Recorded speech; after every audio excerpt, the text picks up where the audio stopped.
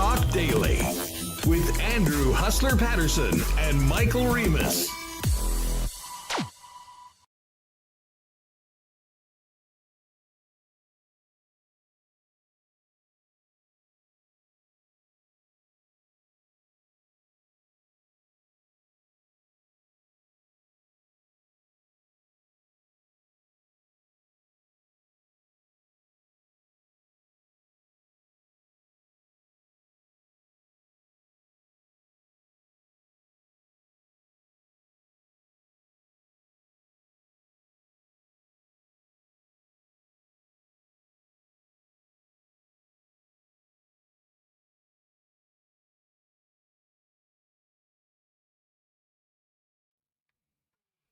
Hey, what's up, everyone? Welcome to another edition of Winnipeg Sports Talk Daily.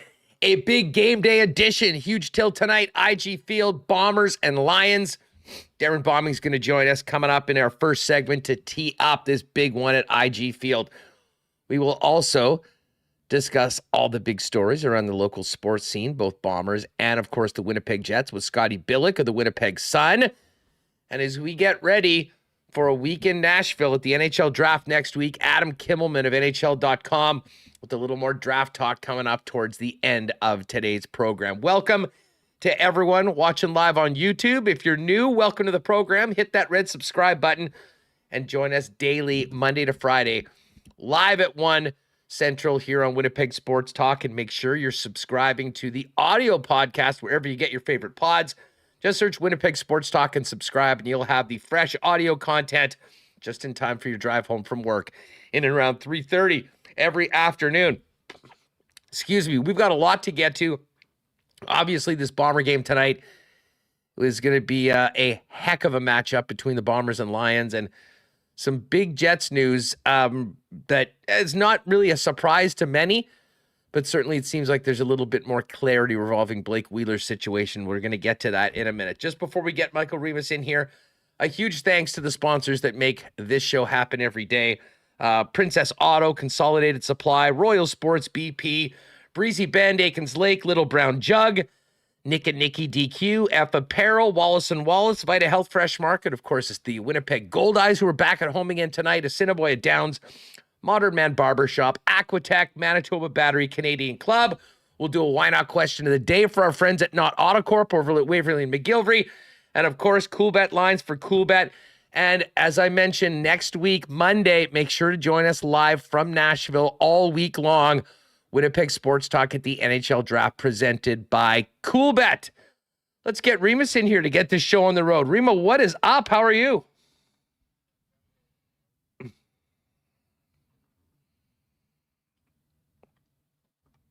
Now can they hear you? Okay, what's up is, so we're testing, probably a big show for us to be doing any type of testing today, but this is the first stream on the WST mobile laptop, so we're testing it out, and it seems to be working good. What a day, though. We've been talking about Jets news, rumors all week, and the rumors are flying. We have insiders in the chat today. It's crazy. And yeah, Mike McIntyre did drop the news about an hour ago on Twitter, 2 hours ago at 11 a.m. saying the Blake Wheeler era appears to be coming to an end. Sources tell Winnipeg Free Press the veteran Jets forward is expected to be bought out in the coming days if a trade can't be facilitated. And also, oh yeah, the Bombers. Like, and I see you rocking that WST Bomber color lead. Damn right I'm wearing this. This is my game day hat now for this season. And I got to give a shout out to Isha Boy Bruce because I did see him at the last game also wearing one of these and got plenty of great comments on them. I think we still do have a couple more of these. You can check out Royal Sports for them, as well as the Winnipeg Sports Talk store. Just go to winnipegsportstalk.com/store and see what we've got cooking. But yeah, just quickly before we get to the Wheeler situation in this game, we are streaming this from the laptop, and it is a good laptop. This laptop was able to broadcast from Qatar for 2 weeks when I was at the World Cup. It has been able to, I think I did the shows in Saskatoon for the curling Olympic trials on this one as well. But what's different is that this is actually going to be the controlling computer. Before, that was just the connecting computer. So far, so good, Remis. Where's your confidence levels at this point in the program as to how you're doing? Very high, very high. I'm feeling good. I was a little nervous that our test show didn't come until Thursday before we leave on the weekend to get there for Monday. Me too. That's how we do things. I know my neck is not my department. Yeah, my neck is definitely going to be hurting. I was confident in my ability, so just make sure the video's smooth for everyone watching. But I think it should be good. I did get one thing. I'll show it off here. I did get a new camera that we're going to use there, and look at this clarity. Wow. Am I pretty clear? Now I'm a pro YouTuber. Got the blurred background. I'm looking pro over here. Right now. You do look good. Yeah. And it's so funny to me. I mean, just going back to the start of WST, I mean, I always envisioned this as basically just an extension of what we did on the radio. And we were going to be doing this content, and we were going to be putting out in podcast form, which is how still the majority of people consume Winnipeg Sports Talk. And then Remis is like, wow, we should put it on YouTube for doing it anyways. And I'm like, yeah, okay, whatever. Sounds good. I guess there's no downside to that.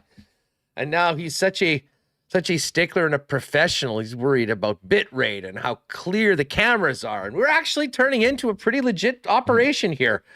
Who would have thunk it? But anyways, this is great to kind of get through today and make sure that everything's all systems go for the next couple days. And then on Monday, we'll get going for Music City as we count down to Wednesday's first round of the NHL Draft. And, as far as it goes with Pierre-Luc Dubois, with Connor Hellebuck, and probably to a lesser extent Mark Scheifele, I do think that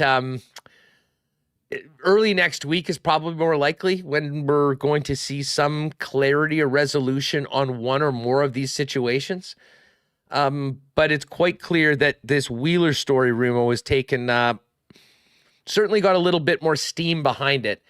And as Mike reported today, it looks like the end is coming for Wheeler with the Winnipeg Jets, whether it be a buyout or whether it be a trade.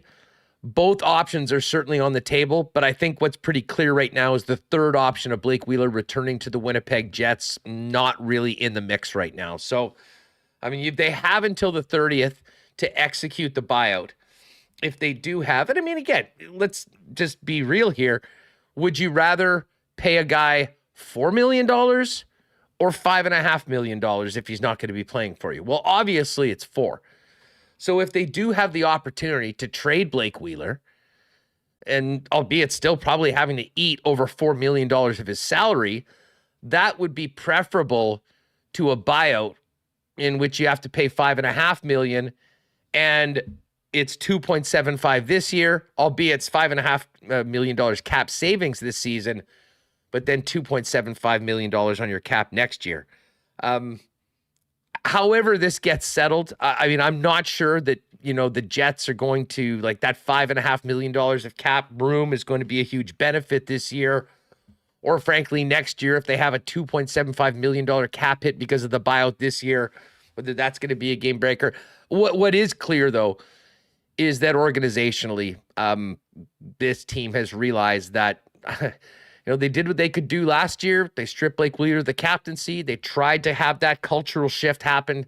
We heard at the end of the year in that final address from players after being bounced by Vegas in the playoffs that Wheeler still was, in a lot of ways, the captain without a C. And, to really hand this team over to Josh Morrissey, to Adam Lowry, to this next generation of Jets players that will be the culture carriers, it feels like this is a move that is definitely needs to be made. And as I said, in some ways, if it does go down with a buyout, or a trade, it's unfortunate. I agree. It's 100% necessary. I mean, a little bit unfortunate, and I'm seeing already in the chat, a lot of people, I think, focusing on the incredible contributions that Blake has made to the Winnipeg Jets, to this community, since 2011. And I have no doubt that at some point later on, Blake will be welcomed back. He'll be a huge part of Winnipeg Jet history. And again, I think this is going to be great for him. I mean, I think the last couple of years has really taken a toll on him. we've heard from him in some of the, interviews that he's done, with Sarah Orlesky after that real rough offseason, that there had been some regrets that he'd had about the way some things had been handled. But the one thing no one, I think, ever doubted was his commitment to, giving 100% when he's out on the ice. And, listen, he still had a pretty productive season last year.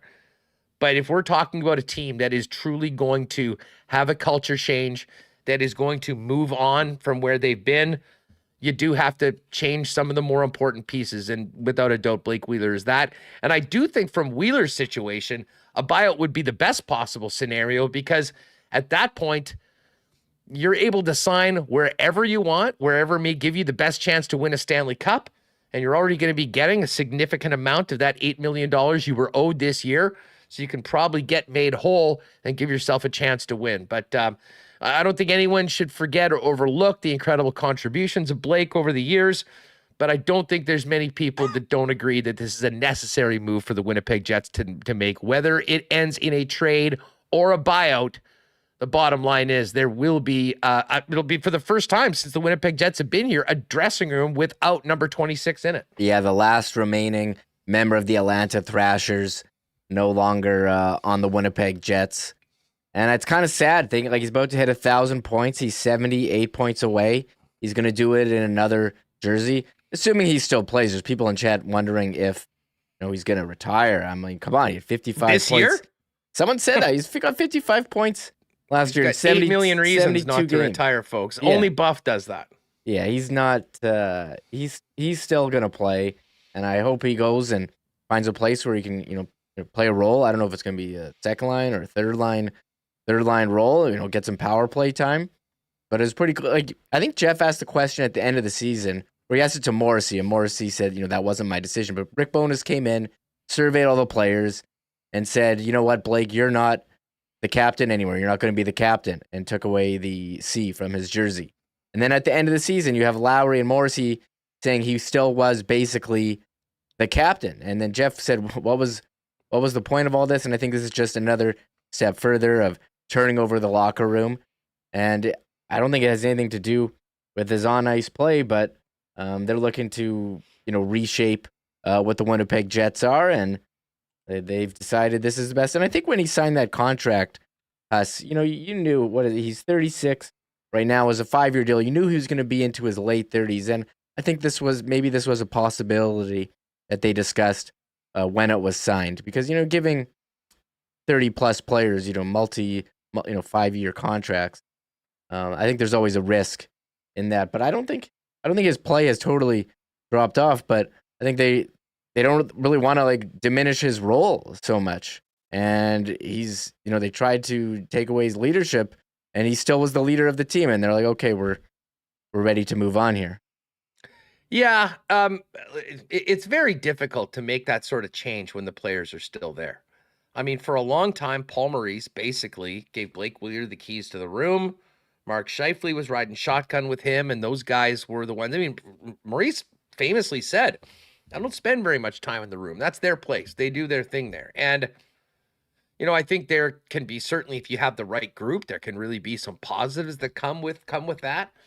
But if your room does get a little bit sheltered, I think there can be some, whether it's jealousy, whether it's, it starts to get fractured and you get cliques, and that's not maybe the best way to build a team.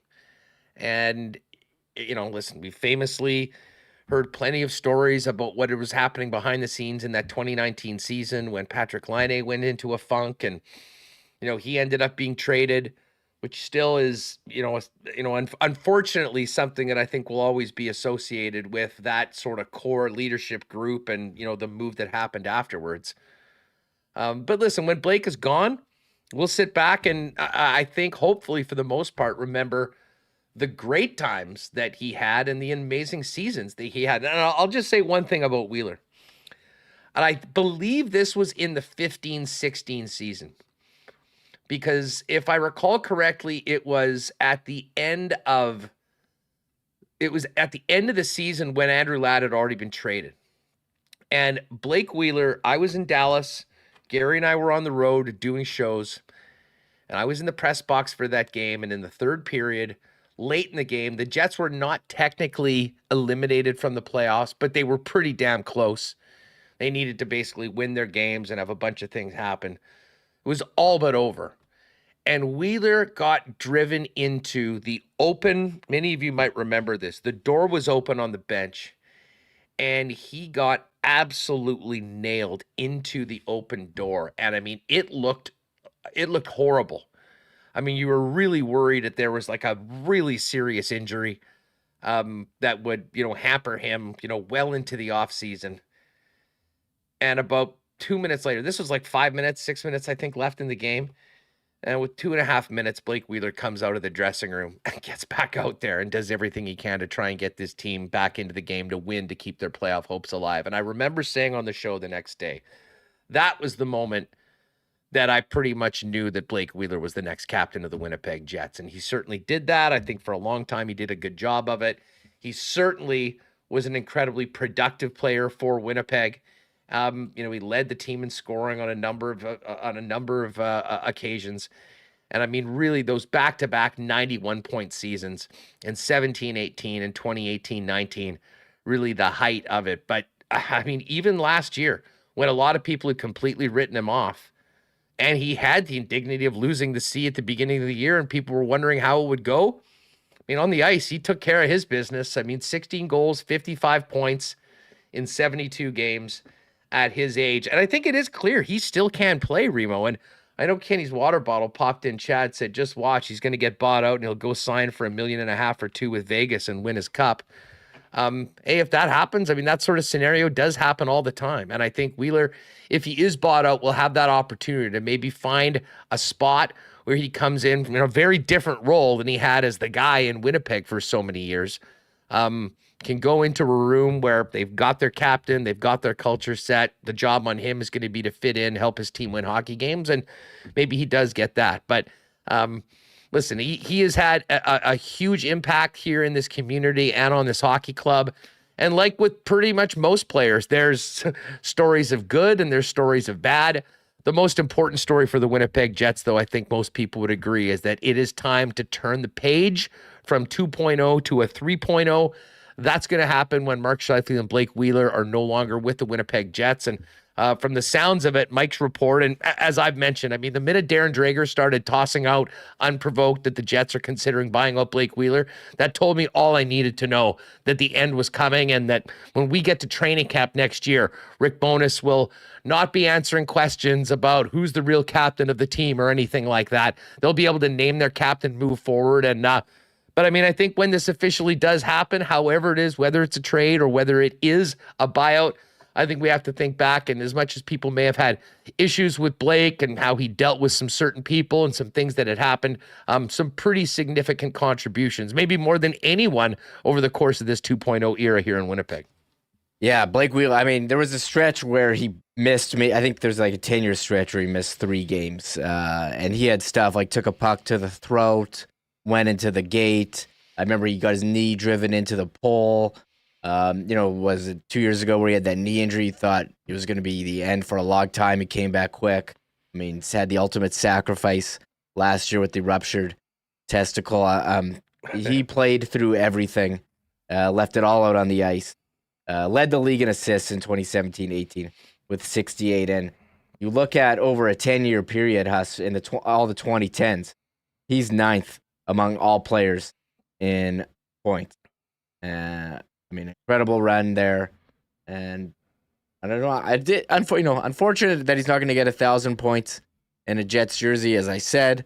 But I mean, no denying his contributions. I always thought of him as like a big guy in ice hockey, but with speed and hands. Him rushing down the wing, driving to the net, or passing to Patrick Laine for a one-timer. So many moments of him, and okay. Yeah. I just have to say, you mentioned, like vintage Wheeler was him using his body and his size and doing that rush in and sometimes taking it to the net. And I just have to tell this story quickly, because it's from last season. And I was emceeing the Hockey Helps the Homeless banquet on the night the Jets were hosting, I believe it was the Boston Bruins. Or no, Nashville Predators. And I had missed the first couple periods, but I was able to come back in. The thing was over, and I caught the end of the third period. And that was the game where Blake got the ruptured nut. And in the third period of that game, Wheeler, while playing with the ruptured testicle, did a vintage Wheeler move, putting it to the net. It wasn't something we saw a lot in those final couple of years, but almost scored the winning goal. And I remember thinking about that moment the next day when we found out the severity of the injury.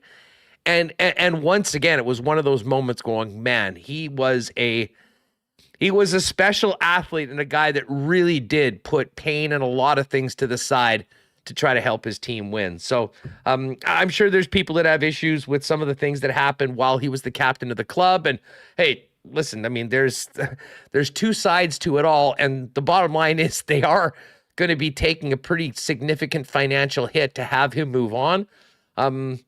But I've always been a glass half full guy, and I'll remember fondly Blake's time with the Winnipeg Jets. And listen, obviously nothing is official right now, but as we hear those reports from Mike, and I mean, more and more, it just becomes clear that that is going to be the way things shake out with a guy that's been a mainstay and basically one of the Winnipeg Jets, faces of the franchise, ever since this team came here from Atlanta. Yeah, just before we get to Darrin on the Bombers and their game against BC, just some quotes from Mike's story. One NHL source said a buyout is very possible, but not a certainty. They're exploring the trade market. Another source said the Wheeler family has told members of its inner circle the organization intends to move on without him, and the Jets or Wheeler's agent would not comment on the situation. So there's just a couple things from Mike. Nice story there from a report. Yeah. And listen, I mean, I know I've seen it. I didn't want to comment too much in chat, but there's a lot of people that have been saying there's no way the Jets would do that. They're too cheap. They're not paying Blake Wheeler to leave. They won't take it. Trust me, that is the way it's looking right now. And I don't think there's even, well, I guess you can always say there's a possibility. It's an incredibly remote possibility that this ends any other way than either a trade or a buyout. And we should have some confirmation on that by the end of next week, because, of course, the end of the buyout window is the 30th of June. We'll get back to that. We'll talk about it more with Billick a little later on. And we will get to a why not question of the day for our friends at Not AutoCorp. Well, you know what? Let me hit that with you right now because, Ken's coming up later on today. Okay, perfect. Sorry, I thought it was Billick. We'll get to all of that with Kenny Wiebe. I'm sorry for mixing that up. But before we get to Darrin, why not question of the day for Not AutoCorp over at Waverly and McGillivray? Are the British Columbia Lions the biggest threat to the Winnipeg Blue Bombers in the West? And maybe the entire Canadian Football League. I guess we'll find out tonight, but let's see what you think about right now. Let us know, is this the matchup of the two teams to beat and the biggest threat to the Bombers in the Western Division? Let us know in the chat. Just before we get to DB and Darrin Bauming, gotta fire up and to let you know about our friends at Modern Man Barbershops, now with 8 locations in the city of Winnipeg, including the newest locations over on Pembina Highway and on Plessis Road. They've got a variety of grooming services, including haircuts, beard shaping, shaves, color services, and more. Book your look via modernmanbarber.com and give them a follow on Instagram at Modern Man Barbershops. It's cooled down a little bit, but this summer has been smoking so far and it can stay hot. And I know many of you are considering making 2023 the year you take the plunge. With Aquatech, visit aqua-tech.ca to design your own custom pool.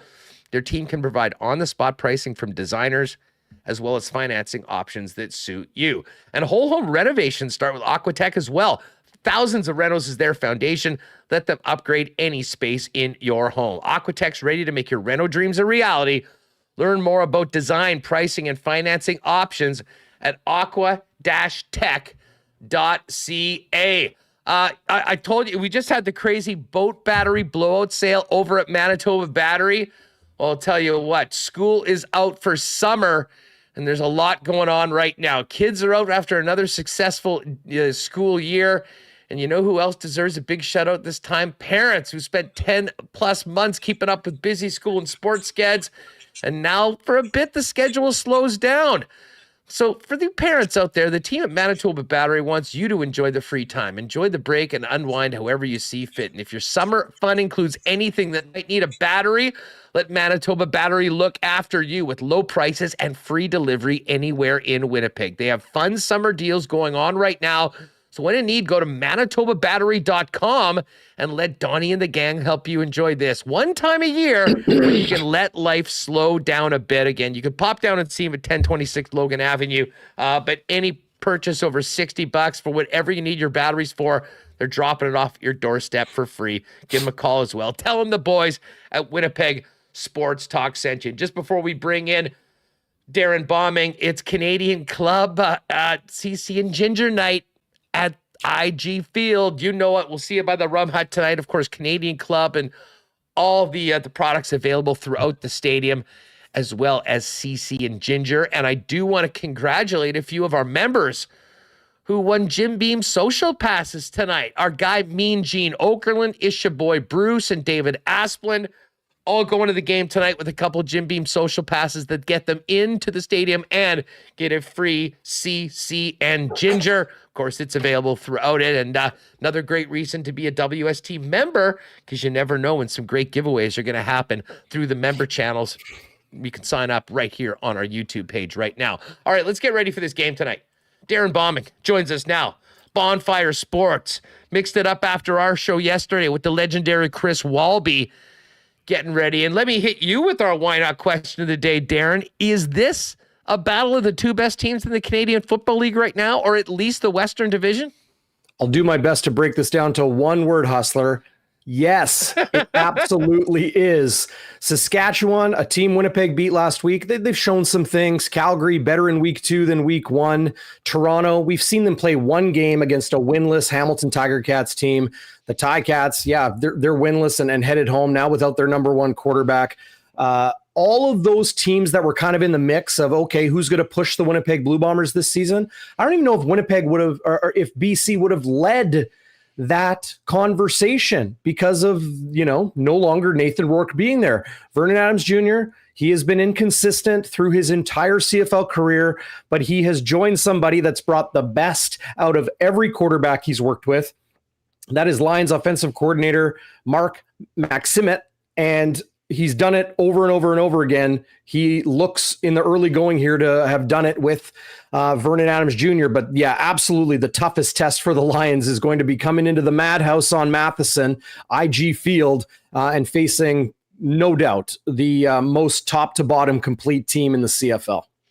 I'll say this, Vernon Adams, it's not an easy spot to go in. I mean, Nathan Rourke tore the league up, was a Canadian kid. It was one of the great stories in recent CFL history. I mean, in fact, if you're talking about Canadian quarterbacks, you can go back a long, long time, decades, without anyone making an impact that Rourke did. So, I mean, when he signs, you understand he's got a great opportunity to make NFL money and to go down there for sure.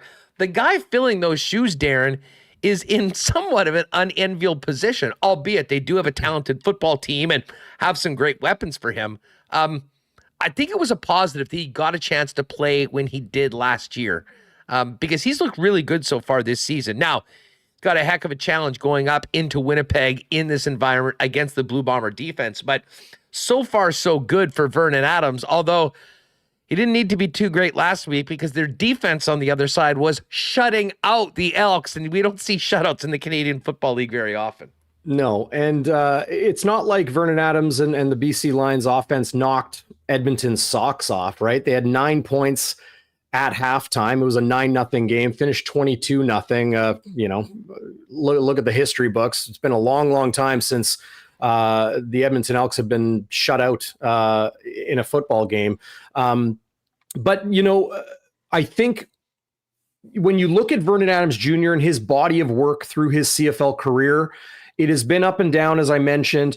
He's been with, a couple teams, hopping around a little bit. The Montreal Alouettes gave Vernon Adams Jr. every opportunity to succeed, and he just couldn't put it together, whether it was injury or inconsistent performance. You could probably rack it up to a lot of different things. But filling the shoes of Nathan Rourke, that would be a tough task for anybody. It is a tough task for anybody. Maybe Zach Collaros would be the only player in the league capable of actually doing that. But that said, it's not like the BC Lions were like, Vernon's our guy. They traded assets to the Hamilton Tiger Cats to acquire Dane Evans, who was an absolute turnover machine in 2022 and really had Hamilton up against it when it came to their quarterback play and that decision to move on from Jeremiah Masoli. They knew they needed to make a change, and moving Dane Evans to BC to back up Vernon Adams Jr., they said all the right things going into training camp. Dane Evans is going to push Vernon Adams, but this is Vernon Adams' job. We're starting to see now why Jordan Maximit wanted Vernon Adams Jr. He is a versatile player with the ability to beat you with his arm and with his legs. It is just 2 weeks, and the tough test is tonight at IG Field, where will he continue this level of play? Will the BC Lions continue to be as dangerous without Dominique Rhymes in the lineup? Keon Hatcher also on the 6-game injured list. They get Lucky Whitehead back. That's a nice weapon. He's going to be going up against a lot of snaps in a rookie in the Blue Bombers secondary, in Abu Darame Soare, who's filling in for Demario Houston, who's away for personal reasons. I'm really looking forward to seeing Winnipeg's defense versus Vernon Adams. Taquan Mizell, for you fantasy players out there, incredibly fast running back that is, put up some good numbers in the first 2 weeks. When the crowd really gets going and that crowd noise is rocking with the Blue Bombers defense on the field, it's going to be must watch.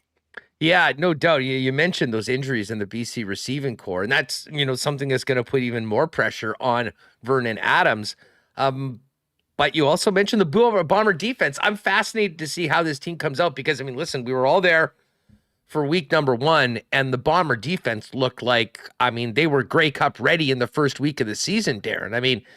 They made Bo Levi Mitchell's evening miserable from start to finish pretty much. Trevor Harris fared much, much better against the Blue Bomber defense. And you take out a couple players, and I'm just going to go with ADS making his debut at corner. There is maybe a little bit more question about the Bomber defense, but I have a feeling you've been around this team. I'm not sure they were too pleased with the way they played against Saskatchewan, despite the 18-point win. And I think to a man, that defense is looking for a much better performance, and obviously supporting a young player like that going in against a quality team and making his debut.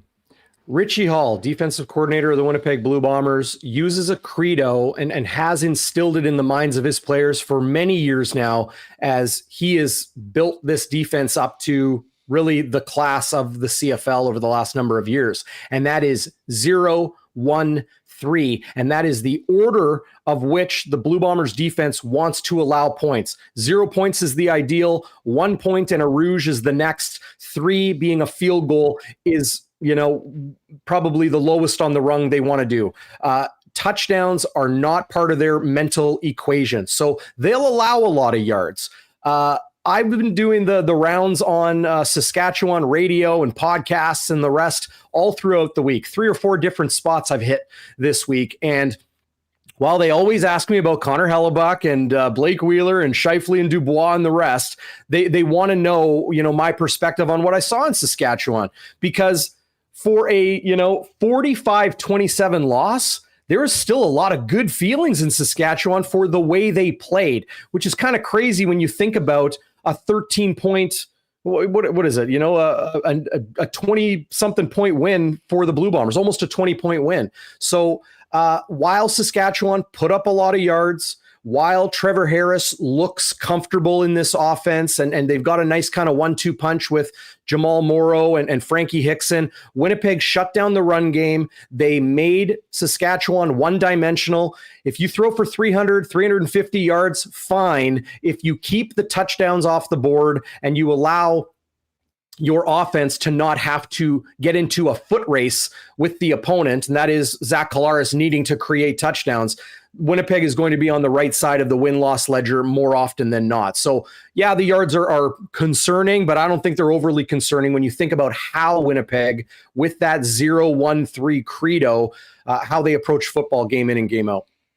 Darrin Bauming of Bonfire Sports with us, set up the kickoff to Week 3 in the Canadian Football League tonight, 7:30 at IG Field. Don't forget the Princess Auto Tailgate Zone gets going at 5:30 p.m.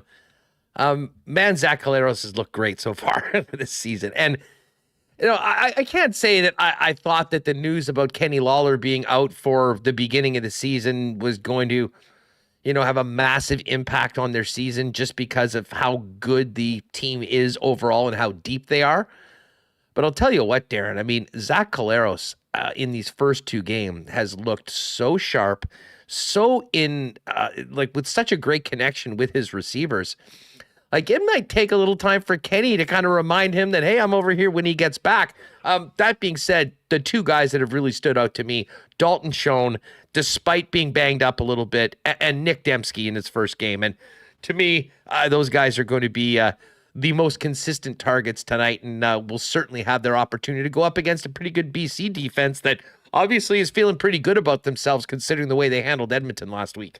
We know what we got in Nick Dembski, right? So versatile, so dangerous. I call him the Canadian Army knife. He's like a Swiss Army knife in so many tools and sharp ones at his disposal. Maybe his Canadian status works against him because I think he's a little bit underrated in the CFL when you talk about the top receivers in the league.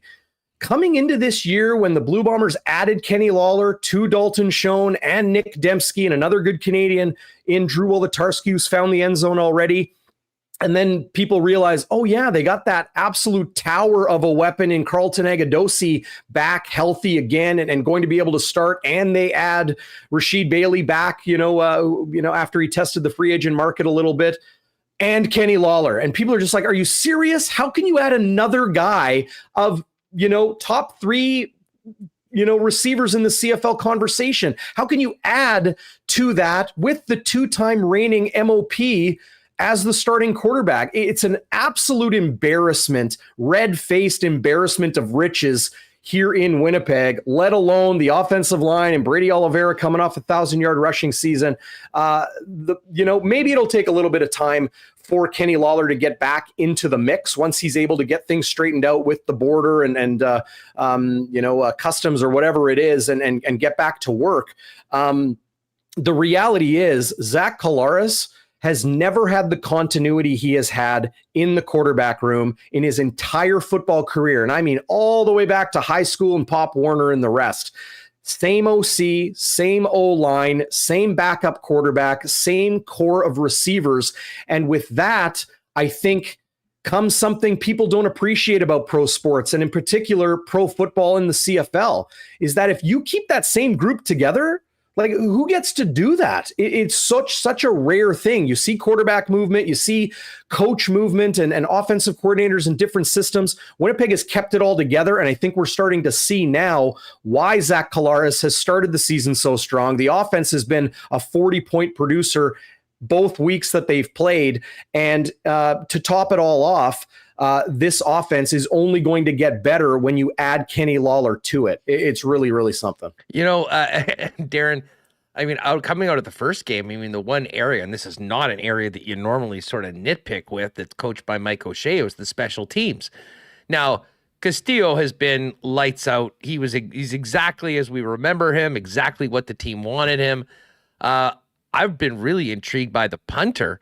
I thought the kick coverage got a lot better against Saskatchewan than it was. And then, I mean, Janarian Grant, we've been talking about his punt return all week long. You're not going to get that each and every week, but they've got one of the most lethal options when it comes to the return game. But as far as both kicking and punting, it kind of seems like the Bombers have taken a big step forward in both of those categories. And I hate to say it, that's bad news for the rest of the CFL. Or actually, I love to say it.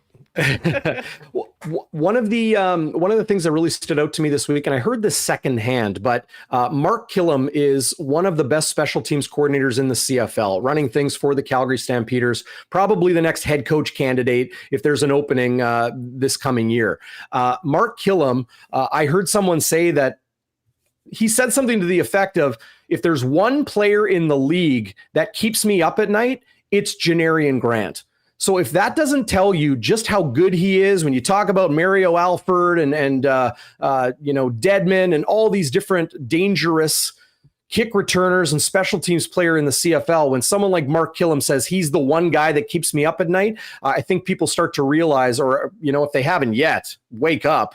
Janarian Grant is an absolute game breaker. And hearing his teammates, as well as head coach Mike O'Shea, use words like grit and just fearlessness to initiate contact, not receive contact. When a tackler's coming at him and the angle's bad, a lot of guys with a lot of speed, they do what they've always done. Okay, I'm going to double back, or I'm going to try to make a juke move and beat this guy. Janarian Grant's like, no, I don't care if you have the angle on me. I'm going to put a fist right in your face. I'm going to put it in the middle of your chest. I'm going to push you off of me and then use my speed. This is a small guy. This isn't a huge dude. This isn't Cordero Paterson or something like that that's got 230 pounds running with the ball. He is a smaller guy, 5'9", 5'10", and under 200 pounds, but he is not afraid of contact. He has that grit. And then after running 65 yards, 75 yards to the width of the field, he's able to turn the corner, turn on the afterburners, and absolutely torch through the rest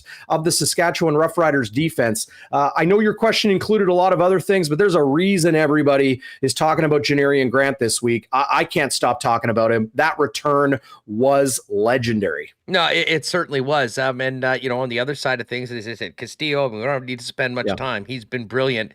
But I was interested in how the punting would look after the release of Leggio. And the Aussie has been putting quite a bit of Vegemite on those balls, and it's been looking good. Love it. Vegemite. I'll have to mention that to Jam next time I talk to him.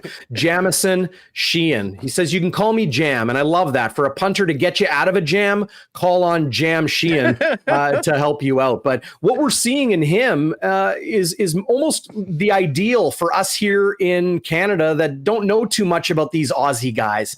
The ideal in the sense that, well, how do they kick the ball? Can they do some different things? He absolutely can. It's been very cool to watch him do some end-over-end kicks, some sidewinders. He puts a little English on it, to reference the Commonwealth for the Aussie.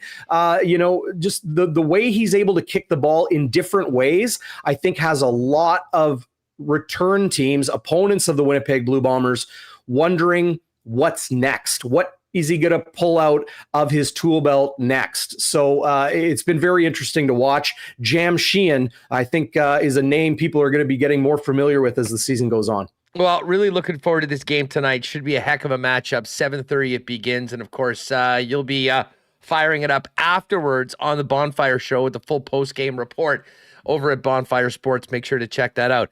Bauming, you are a man that wears many hats. And for a moment, I'll get you to turn your hat around, and let's talk about the win last night for the Sea Bears. They do it again against the Vancouver Bandits. Yeah, I'll leave it on forwards for people. For sure, that are, this is our Sea Bears section. Tell us about the game last night. Initiated to Winnipeg's professional basketball team that has been incredibly impressive as a true expansion franchise. The Calgary Surge is a new team in the league as well, 5th year of the CEBL here in Canada, but they were a team that moved, so they had some establishment there. Winnipeg has been a true expansion franchise, and as the season has gone on, we've seen different guys step up and help them win games. It was the Winnipegger, the beast from River East, Chad Posthumous, helping early on with some great defense and scoring inside, real physical presence at center at 6'11". Then it was Teddy Buckets, a guy that is tying CEBL records in his first year here in Winnipeg. 9 3-pointers a couple games ago, tied a CEBL record. He put up 40 in that game, had 42 on the road in the game before. That tied a CEBL single game scoring record. And then last night, absolutely electric atmosphere, court littered with a veritable who's who of Winnipeg famous. And it was Glenn Yang, a Calgary native, a Canadian, who was dishing the rock, 7 assists, 4 rebounds, and then just some critical 3-pointers when they needed it, and the game-winning shot, a mid-range jumper from the baseline to help the Sea Bears continue to push. They're right in that conversation, if not. I haven't checked the standings, I'll be honest, but they're right there with the league leaders in the CEBL and in the West. When it comes to the playoffs coming soon, the Bears are going to be a team to be reckoned with as that gel and chemistry continues to grow under head coach Mike Taylor. If you haven't been to a Sea Bears game, you gotta go. Completely different vibe from any other sports venue you've been at in Winnipeg, maybe even Canada. It's so electric in there, so much fun. Music during the action. It's a party. You got to check it out. Yeah, and I guess right back at it tomorrow night at home as well. Yeah, that's right. John Godes will be back on the PA mic. I'm there in case his flight from Toronto doesn't get through, but I'm sure he's going to be there. I wouldn't miss a game for the world. And if you can't be there, those games are on TSN as well with Christian O'Mell, Dave Crook, and a couple other guys on the play-by-play. Well, excellent. You can step away from the microphone and sit in the row behind with me, and we can kind of take it all in tomorrow night. Really looking forward to that one. And the games have been so fun. And obviously, one of the things about this is that, I think that, we just see what's so great about it is how well this team has been received so far. And I had no doubt, we talked about it on the show before, I thought this was going to be a home run. But to the level that it has been a success, I mean, it's sort of rewriting and raising the bar for the rest of the CEBL, Darrin, in that, they smashed the record for the first, for the attendance in the league for the first game. Yeah. They did it again in the second game. How the last couple games, I mean, I didn't get numbers on the crowd, but I mean, they've been really good. I mean, they're seemingly consistently. I said my prediction was that their average attendance for the year would end up being higher than the previous record attendance for the CEBL. And I think they're trending that way. Yeah, last year the record was 4,200, something in that range in Fraser Valley. That is now the Vancouver Bandits. J. Cole, the multi-Grammy winning rap and hip hop artist, and now minority owner of the Shooting Stars last year. Yeah, he just bought a piece of the Hornets too from Michael Jordan, a very big hoops guy. But yeah, he was playing last year in the league for a bit. He played in a game, and they had less in attendance than the Seabears have been getting. So to shatter that record with 7,000 plus in game one, to have over 5,000 for the second game, they've been just below that number and still well above the league record in attendance through all of their home games. It really says something about the community here in Winnipeg. You talk to Executive Director of Basketball Manitoba, Adam Wedlake, or his legendary father at the UW, Bill, or other people in the Filipino or Nigerian or basketball community, U of M, U of W. People have been pining for elite pro basketball here in Winnipeg for a long, long time. And I think Winnipeg has put it on display for the league and for the country to see this is a basketball town. And even if you're not a huge basketball fan, you're just a sports fan, you're a Winnipeg sports fan, go check out the Seabears. It's an absolute blast. I really recommend people checking it out. Well, and the best part about it, I mean, the rules. They use those FIBA rules. Yes. I mean, I was skeptical to see what it was like. I mean, listen, I don't watch a ton of hoops regularly. And famously, I'll watch a Raptor game. I'll just tune in the last 5 minutes and see what's happening. Watch it. Well, in this case, with, turning the clock off and having that target score, there's no more fouling for the sake of fouling. There's no more wasting time. The game always ends on a winning basket. And it certainly has cranked up the entertainment value. Well, we'll talk Seabears tomorrow, maybe a little bit, and obviously next week as the team continues this homestand. But Darrin, back to the Bombers tonight. Before we go, what is your prediction for tonight? Will we be talking about a 3-0 Bomber team tomorrow on Winnipeg Sports Talk? And how do you see this one going? So my guy Schnitzy and I make our CFL picks on Bonfire midweek every week, and both of us pretty confident Winnipeg will cover that 6-point spread. I think it's going to be an entertaining game. Nice to see that the weather will clear up for kickoff tonight. I think Winnipeg is going to be very comfortable. I think they're going to use that home crowd to their advantage to help snuff out the BC Lions offense a little bit. But I don't know if anybody can hold a candle to the Winnipeg Blue Bombers. If I'm proven wrong tonight and BC puts up a really good fight, maybe even if they come away with the win, then we can start having a conversation about Winnipeg being amongst the others. But right now, they are the class of the CFL, and I expect them to flex on it all tonight. Yeah, I am with you on that. As I said to Dusty on the Lock Shop, I'm not betting against the Bombers until someone proves me wrong. They're 2-0 against the spread tonight. They're getting my investment tonight. And a historic moment on the Lock Shop yesterday. My first ever winning CEBL bet. I had the Sea Bears -2 last night. They just started putting the CBL up there. So if you do want to put a little sprinkle on the Sea Bears, you can do that over at Coolbet as well. Darrin, looking forward to all your post-game coverage tonight. Thanks for doing this, and catch up for we can pick your brain on the hoops tomorrow if you're not behind the microphone. Yeah, appreciate that, Huss. Always good talking to you, man. Great time to be a Winnipeg sports fan right now. So it's the summer of sports here in Winnipeg. Let's go. See you at the park tonight. IG Field, 7:30 p.m. There's Darrin Bauming. Make sure you're giving a sub over to Bonfire Sports. And shout out to everyone that hung around with us till the end of the show and joined Darrin and Chris for their program yesterday. All right, Ken Wiebe is going to join us coming up in just a couple minutes. Let me give a big shout out to our friends at Vita Health Fresh Market, though, in the meantime, if you want great prices on natural and organic supplements, beauty products, and groceries, and Winnipeg's largest selection of local products, too. It's all over there at Vita Health Fresh Market. And with barbecue season in full swing, Vita Health has amazing grass-fed bison and beef steaks for your grill, and Garden of Life formulas, including Prostate Protect and Once Daily Men's, to help support men's gastrointestinal health. Vita Health Fresh Market, empowering people to lead healthy lives. 7 Winnipeg locations and online at myvita.ca. Wallace & Wallace are Winnipeg's fencing and overhead door specialist, doing it here in Winnipeg since 1946. If your property needs the security and protection of a new fence, or if winter did a number on your old one, they've got you covered with vinyl, ornamental, welded wire, chain link, or wood fences. And if you need a new garage door, they also have Winnipeg's largest selection of overhead garage doors. 452-2700 is the number. The Wallace & Wallace team will arrange a time to come and give you a free estimate. You can also visit them at wallacefences.com or pop down to their showroom on Lawson Road off of Kenniston. Well, how's the closet looking? We are getting into summer wedding season, and of course, a very busy fall ahead.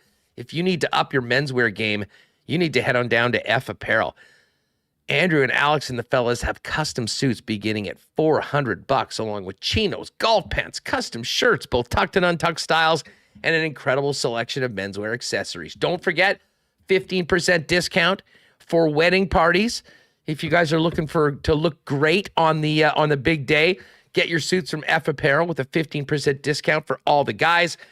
Find out more at 190 Smith Street downtown, or check them out online, or make an appointment to go down and see them at that's EPHapparel.com. And hey, with summer in full swing, it's blizzard season every day right now, and the good kind, the kind over at the Nick and Nicky DQ. Pop down and see them at DQ Northgate, DQ Polo Park, DQ St. Anne's, DQ Niverville. All the summer blizzard flavors are in right now. Excuse me. And don't forget to grab maybe a few Buster bars or some Dilly bars to take care of the kids when you might not have the time to run out to a Nick and Nicky DQ. If you need a DQ ice cream or blizzard cake, you can also hit them up online at DQ Manitoba for a custom-made cake, however you like it, and a quick and easy pickup at any of the 4 Nick and Nicky DQs. All right, we're waiting on Weber. Be a couple minutes. Let's get Remis back in here. And Remo, what's your thought on this game tonight? Well, one thing that's notable for BC, Dominic Rhymes, he's on the injured list. I forget what the injury is, but he's not available, and he's been pretty awesome the first couple games. So I'm curious about Vernon Adams Jr. They had trouble scoring touchdowns last week, and we've seen him be inconsistent before, throwing interceptions. I think for the Bombers, I think there's questions about their defense. They gave up, 400 yards to Trevor Harris last game? I mean, what kind of Vernon Adams are we going to see? If you get to him, you could force him to make mistakes. I am on the Bombers, though. They're the top team in the league by a margin, so I would still take them. But you hope that they can contain Vernon Adams more so than they did Trevor Harris. I mean, that was a tight one last week. It's funny to think about, the Jets have all these, all this drama and controversy. The Bombers, it's like exact opposite. Everything's great. Like, they're so good. Like, they just beat everyone. Well, the only thing their number one receiver doesn't have clearance to work in Canada right now, and it's a complete afterthought. It's like, I mean, the Bombers' biggest problem is they don't win by enough points usually. So there's not too much. I just remember last year, like most people we had time with the Bomber game was when they lost to Montreal after Legio missed that short kick. Like this year, I mean, it was kind of close there for a couple quarters, but they pulled out. They're just too good, and you almost take it for granted just because it was such a rough go. I was looking through, for a picture, and I was reminded of like a 2014 game where BC played the Bombers, and like Drew Willie was that quarterback. And whenever you bring up the quarterbacks before Zach Collaros, like you can go through this long list that it took from Kahari Jones to him, and it always brings up, it's fun to remember some names. But I mean, this is an awesome team, and they've gone to 3 straight Grey Cups. Probably should have won 3 in a row. They did not, and that's the one goal for this year. These games are almost tune-up games here for the big one in November. All right. We're going to have Wiebe jump on in just a second.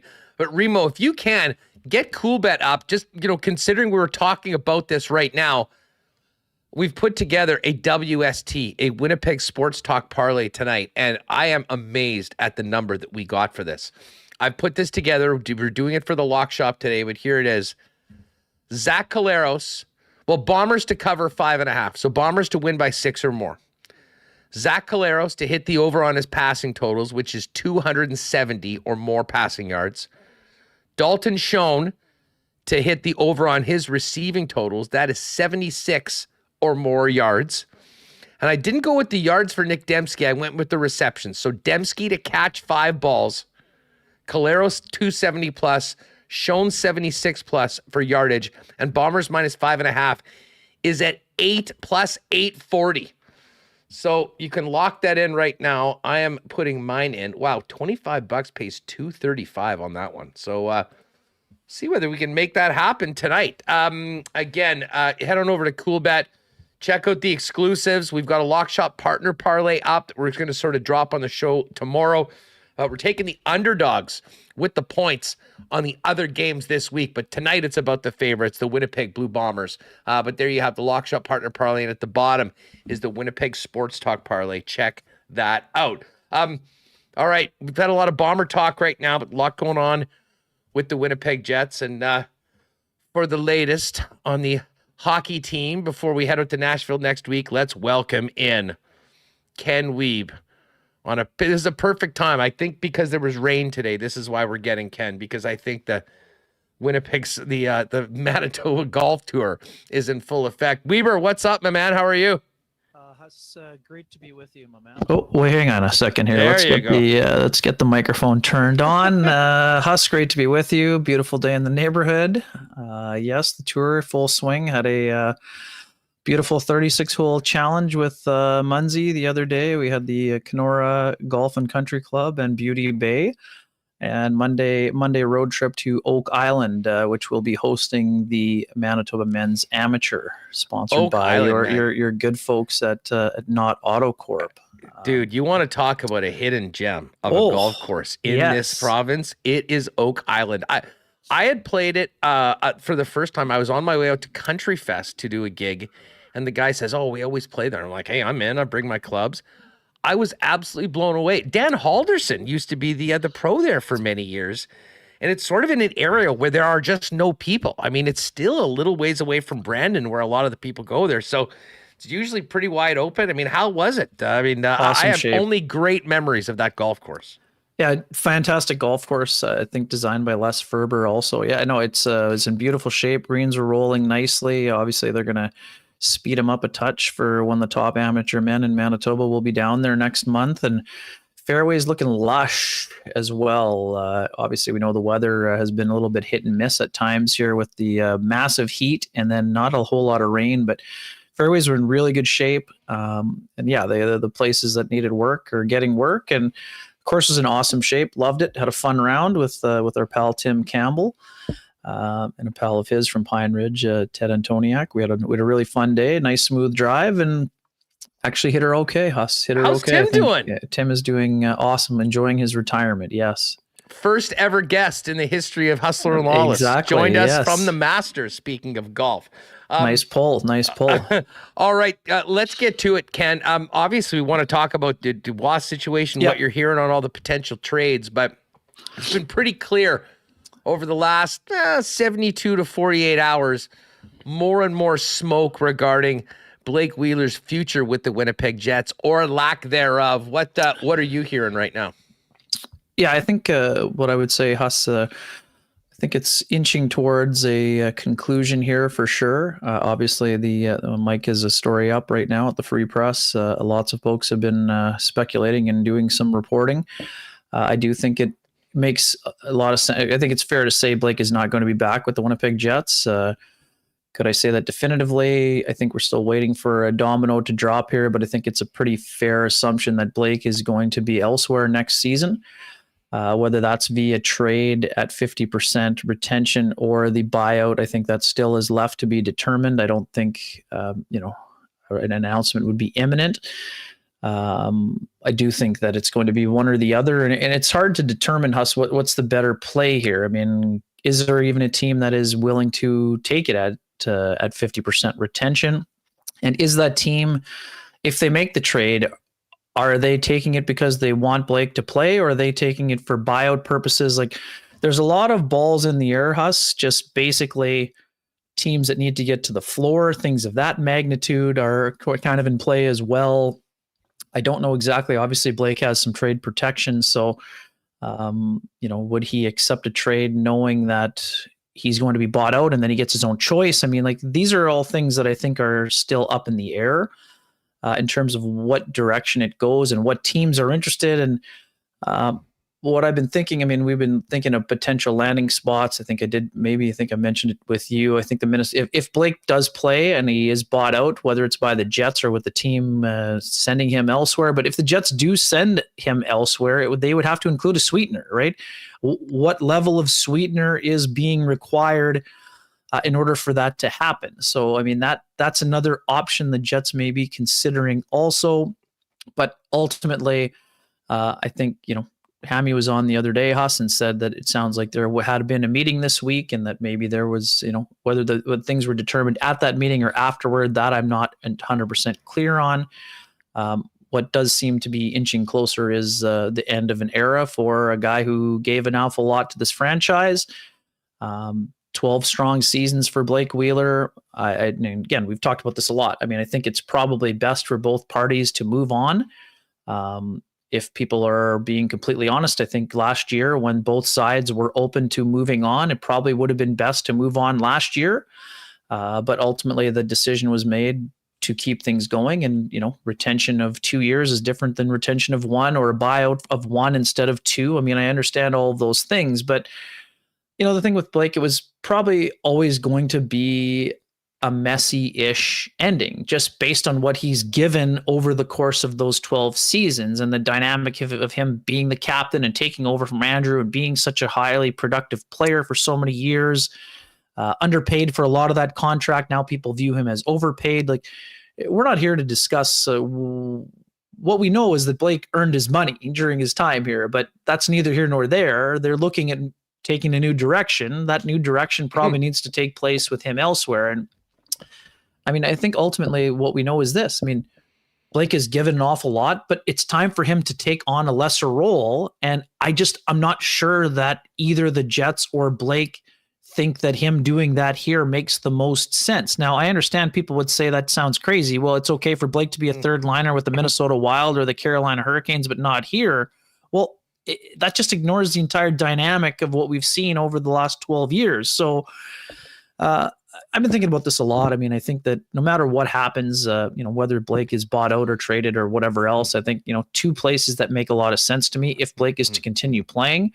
I do think his hometown Minnesota Wild make a whole lot of sense. I think he'd look good on a third line beside a guy like Marcus Foligno. And the other one that I can't shake is, we know he has a great relationship with Paul Stastny.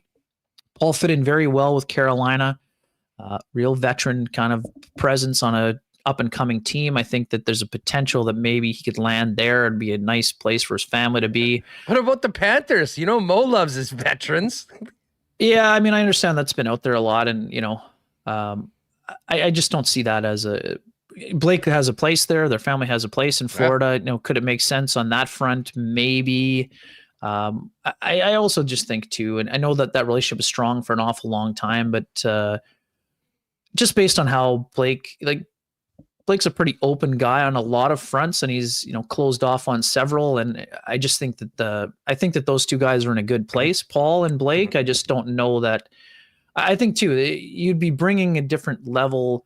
You would obviously know the player, but I think the expectations of that player would probably be better served in an organization where you don't have someone who had to lean on him previously, because he wouldn't be going to Florida to play on the second line either, in all likelihood. Yeah. He'd be going to play on the third line, probably with Anton Lundell. And no, there's nothing wrong with that. Sam Reinhart did an unbelievable job. Like Sam Reinhart, this is a second overall pick playing on the third line. So there's no shame in playing on a third line. I think given the history, I think it probably, I would expect him to go to somewhere else where it would be more of a fresh start. Obviously, familiarity would be important in some fronts, but I don't see that as a fit personally. I'm not ruling it out entirely. I don't think that would be the first. And there too, I don't think that, money wise or whatever, I don't think Florida would be a team that would be, eating half the salary at $4 million. I mean, if Blake wanted to go there for, $2 million, 1.5, whatever it is, could it be a possibility? Of course. But to me, I think the Minnesota Wild just stand out to me as the most likely landing spot, just based on a number of items. I mean, Blake's a guy who's from Minnesota. I mean, they're obviously in a cap strapped situation. They certainly don't have $4 million to be throwing. No, at they Blake don't Wheeler. have $4 million. But I mean, for a guy who, scored one of the biggest goals of his entire life in Excel, there would be a little bit of a tug at maybe spending a year. Friends and family could home. watch him all the time. Yeah, for sure. And I mean, the other thing too, Husson, we know this. I mean, Bill Guerin tried to talk Dustin Byfuglien out of retirement to play in his home state, right? So, I mean, to me, I would think there would be a little bit of gravitational pull over that way. But we also know how much winning is important to Blake. And I mean, not to say the Wild can't win. I mean, but they haven't been out of the first round in an awfully long time. So if you're Blake, Carolina, that's why I thought about Carolina. I mean, this is a team that, got goalied in the conference final, but has most of their pieces intact. And maybe they just need one more player. Again, Blake is the kind of guy that could give him some great complementary scoring on a third line or wherever he would land. That's my new sleeper for Blake Wheeler, but I do think that if he goes elsewhere, I think the Minnesota Wild still make a whole lot of sense. And here's the thing. I know you talked about this with Hammy the other day too, Huss. I mean, there's going to come a time, I don't know if it's 5 years down the road or 7 or whatever that number is. Blake's going to be celebrated as he should for what he has given. His number is probably going up to the rafters. But ultimately, this team is and again, I love the way that they described it. This is all you described it as maybe almost Jets 3.0. I don't think the Jets get to the 3.0 version until Scheifele and Wheeler move on. Yeah, no, I mean, that's exactly what I've been saying. And I believe that. And, listen, I did spend a lot of time. I mean, I'm a positive guy. I focused on what Blake has done for this team. And I mean, he's right up there at the top of everything. Games played, goals, assists. Yeah. His contributions have been important, but and listen, I had a lot of good things to say. I was really wondering how last season was going to go. I mean, when he lost the captaincy and he took a little bit of a backseat role, at least publicly, played hard as he always did and put together 55 points and, had an overall pretty good season. But to me, Ken, when I think I at least thought that, okay, this was over, and maybe look back and think that, in retrospect, Monday morning quarterbacking, a mistake was made in not doing it last year, was in those final end of season interviews with the media. We were both there. I mean, Blake Wheeler led the charge. I mean, like the quote, I still can't. I mean, he said, I didn't appreciate the way Rick handled himself afterwards. I mean, that to me at that point, I don't know how you come back from that. And then he also said very clearly that, hey, he thought that they had a chance to win here because he would have never re-signed here if that wasn't the case. And, it really did seem like, okay, they've been through a lot together, but maybe this is the best time to break up. And from the sounds of it, we're inching closer to some sort of clarity on that, I would imagine, before the 30th of the month. Yeah, for sure. And I didn't particularly like that ending at the podium either, Huss. I mean, I do think it's important. He said that Blake himself did say that it was something they could get past. I think that that's something that is occasionally glossed over is not the right term, but I mean, it's not the thing that sticks with most people, but he did say that. But I mean, ultimately, the way that ended was poor. I mean, for a team that had expectations, and for all the talk about, oh, hey, the Jets' best matchup in round one is Vegas because of the questions in goal. I mean, the fact that they weren't more upset about being eliminated, I think that they didn't, we know they were upset about being eliminated, but that there was more of an expression of hurt feelings than being sour about being knocked out, where they had this opportunity. I think that's pretty fair to say. I appreciate the fact that Blake was open with at the start of last year when the captaincy was removed, that they looked at maybe some alternatives. But I mean, at the end of the day, I just think that it's time. This has been a great relationship for the two sides, but I wouldn't say they're irreconcilable differences, but I would just say that both parties are probably in a position where it's time to move on. And like you said, that time, the perfect time for that was probably last summer, but there were extenuating circumstances when it came to the financials and teams coming out of COVID and all of those things. So ultimately, we come to the same conclusion, though. It's time for separation, divorce, whatever you want to call it. And hey, let's not forget. I mean, Vinny Lecavalier is one of the best players in the history of the Tampa Bay Lightning. I think he was also bought out, right? Yep. So it's not like a scarlet letter to be bought out. Lots of highly productive players ultimately were bought out, and it's not like the difference about this though is he's still productive. He was productive last year. Of course he was. And again, listen, we don't need to dwell on this. Everyone knows why this is happening. Everything knows that this team needs to move on to a new generation of leadership and the locker room. Well, at some point, someone will write the book on the last number of years, and I'm sure it'll be pretty juicy, and there'll be some wild stuff for all of us. But right now, as far as this team goes forward, there's big changes that need to happen. This is certainly one of them internally, but Ken, the biggest changes right now are still in limbo. Pierre-Luc Dubois, Connor Hellebuck, and Mark Scheifele. Let's talk with Dubois. This has been a bit of a quieter week, I would say, and maybe correct me if I'm wrong if you've been hearing a bunch of other things. We do know that the LA Kings are certainly very much in the mix. The Montreal Canadiens continue to be a destination that have long been rumored as to where people expect him to hang up. We've heard other insiders say that there's actually a number of other teams kicking around. I mean, what's your latest take on the options, I guess, for Kevin Cheveldayoff when it comes to moving a player that has said he ain't coming back? Yeah, Huss, I mean, this is kind of often how things go. You have the, initial either leaks or, good, awesome reporting on some fronts as well, on a number of fronts. But once things start to get closer, that's when things usually get quieter, right? There's usually, hey, this is maybe in the hopper. And then all of a sudden, until it gets done, like most people prefer to conduct their business outside of the media, which sucks for us in the media who are trying to uncover the stories themselves. Huss, but how I would describe it is this. I would think that once people get to Nashville next week on probably Monday for the awards, and you're getting there for the day before when you're having your draft meetings. Now, do I think there was some chatter at the combine when the GMs were situated there? Most of them. Yes, of course. Of course, there's going to be general conversations, and some of them would have got particular and serious. But what happens is these things kind of heat up as we get closer, and we're always looking to try to connect the dots. And because Trouba was traded on a Monday before the Friday draft, we're thinking maybe the Jets would like to make another preemptive strike, and it's entirely possible that they do that. But I don't think that we're on the verge of a deal happening.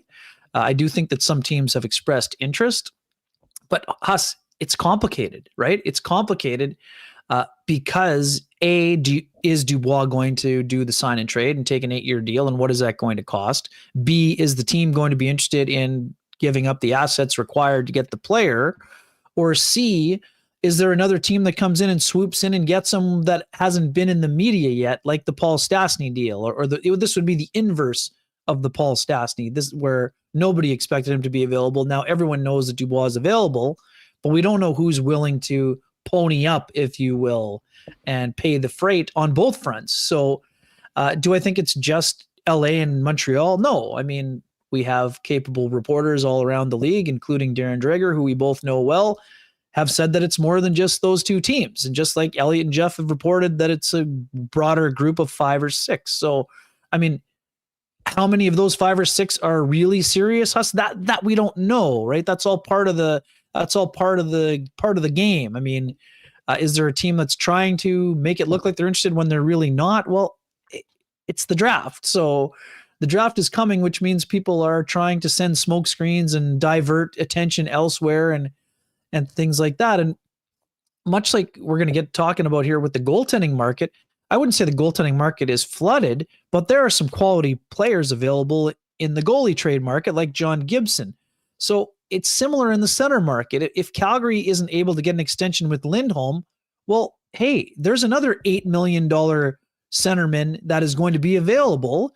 And now if you're Boston, now you're looking at, well, do I pull the trigger now on Dubois or Scheifele when Lindholm might be their preferred target? And I'm not saying, I'm just speaking in hypotheticals here, but we know there's been a link to Boston and Lindholm in the past dating back to his draft year. So you have to decide what type of player that you're looking for, how the contract situation is going to fit, and then you're going to have to find the terms of the trades that is going to work. So it's much like, you're talking about this with Jeff also. I mean, if you're LA, all 3 players would be a player of interest, but what is one of them going to cost you compared to the other? And what's the other one of any of the 3 going to cost you long-term in terms of their contract? And what's the difference in the package that's being asked for by the Jets for each one of those players? So those are all determining factors. All to say, I think that once we get, and I'm not saying nothing will happen before the weekend, Huss, it certainly could be possible. But I expect, like normal, most of these things, we in the media build them up. We know there's a deadline, a quote unquote soft deadline with the draft coming up. If the Jets want part of those packages to be first round picks, well, yes, then Wednesday is a deadline of sorts, because there are only first round picks in the 2023 draft. And here's the thing, though, on Wednesday. I would say this for Cheveldayoff. I think it's actually a little bit earlier than Wednesday. Oh, agreed. Because it's too late if you're waiting. I mean, we're not just talking about one particular player and needing clarity on that. I mean, what they do with Dubois, I think, affects what they do with Hellebuyck, and what they do with both of those players affects what they do on Scheifele. The one weird thing, I guess, from my perspective is, Ken, there's been so much talk about Dubois, which I'm not surprised about. Tons of talk about Hellebuyck. Almost crickets about Mark Scheifele. And listen, I'm not sure that characterizes the interest or the level of negotiations or what's been talked about. But certainly when you hear the most connected guys in the business talking about the Winnipeg Jets, they're talking about Dubois, then they're talking about Hellebuyck, and they might mention Mark Scheifele at some point, but it's certainly, he seems to be a distant third when it comes to at least reported interest from around the league up until this point. Yeah, I would say that doesn't necessarily mean that there's no interest. I mean, I would think that a couple things.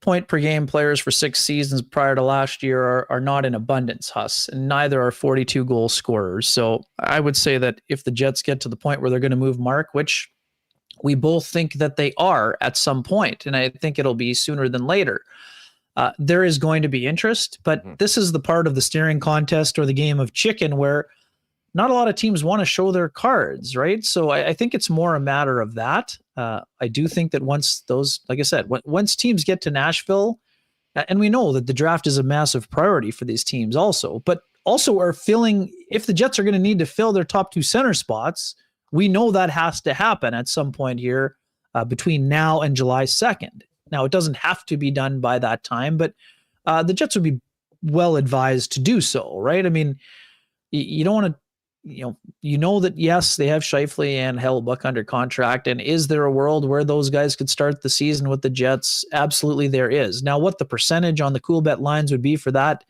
I don't think it would be at 50% or higher. But at the same time, we don't know what the offers are. And without knowing what the offers are, again, and I don't like to disagree with you, Huss, because we agree on a lot of things, but I don't think that Cheveldayoff has the Kings offer in the top drawer and he's trying to bid up the other teams. I don't think they've made their best offer yet, quite frankly.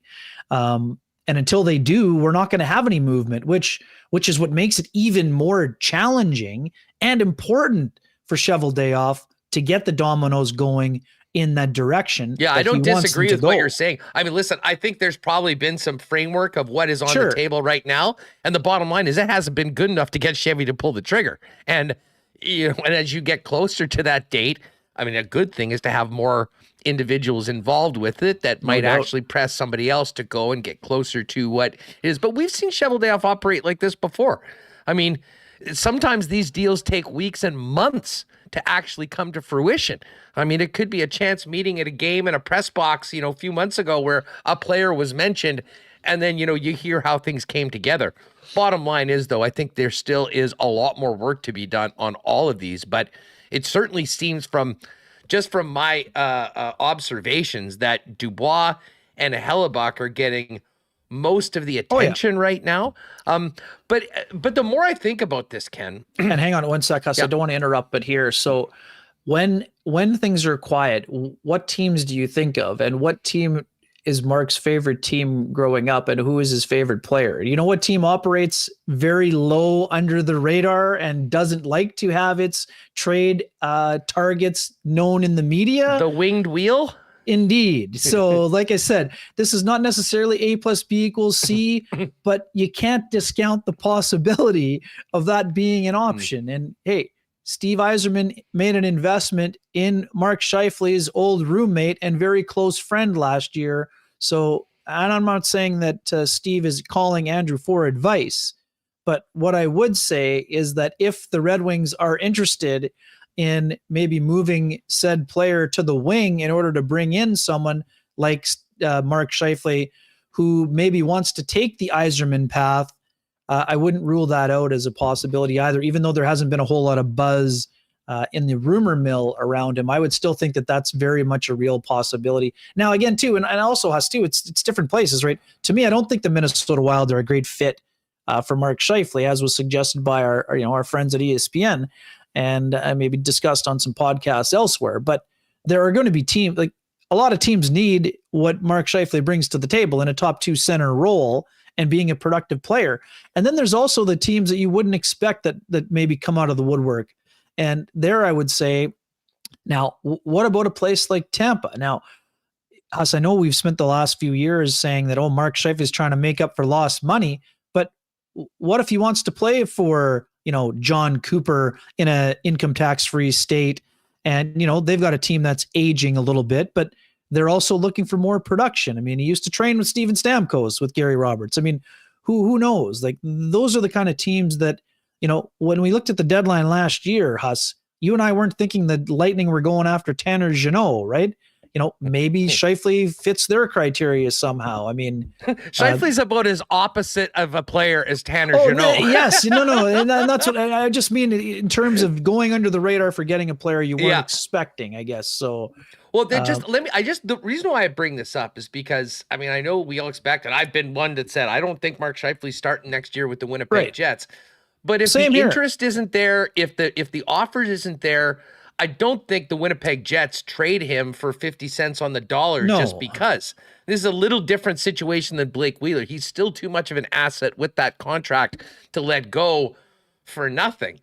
As bad as the end of the season was last year with Rick Bowness, if Mark came back next year fully knowing that he's likely traded at some point this season, or at worst case scenario for him at the deadline, I do wonder how that might be able to work in that, he's playing for a contract next year. I mean, he cannot afford to have a bad season. He can't afford to have his reputation sullied. He needs to go in and be professional, if anything else, and try and do his best to help his team win and increase his own situation at the same time.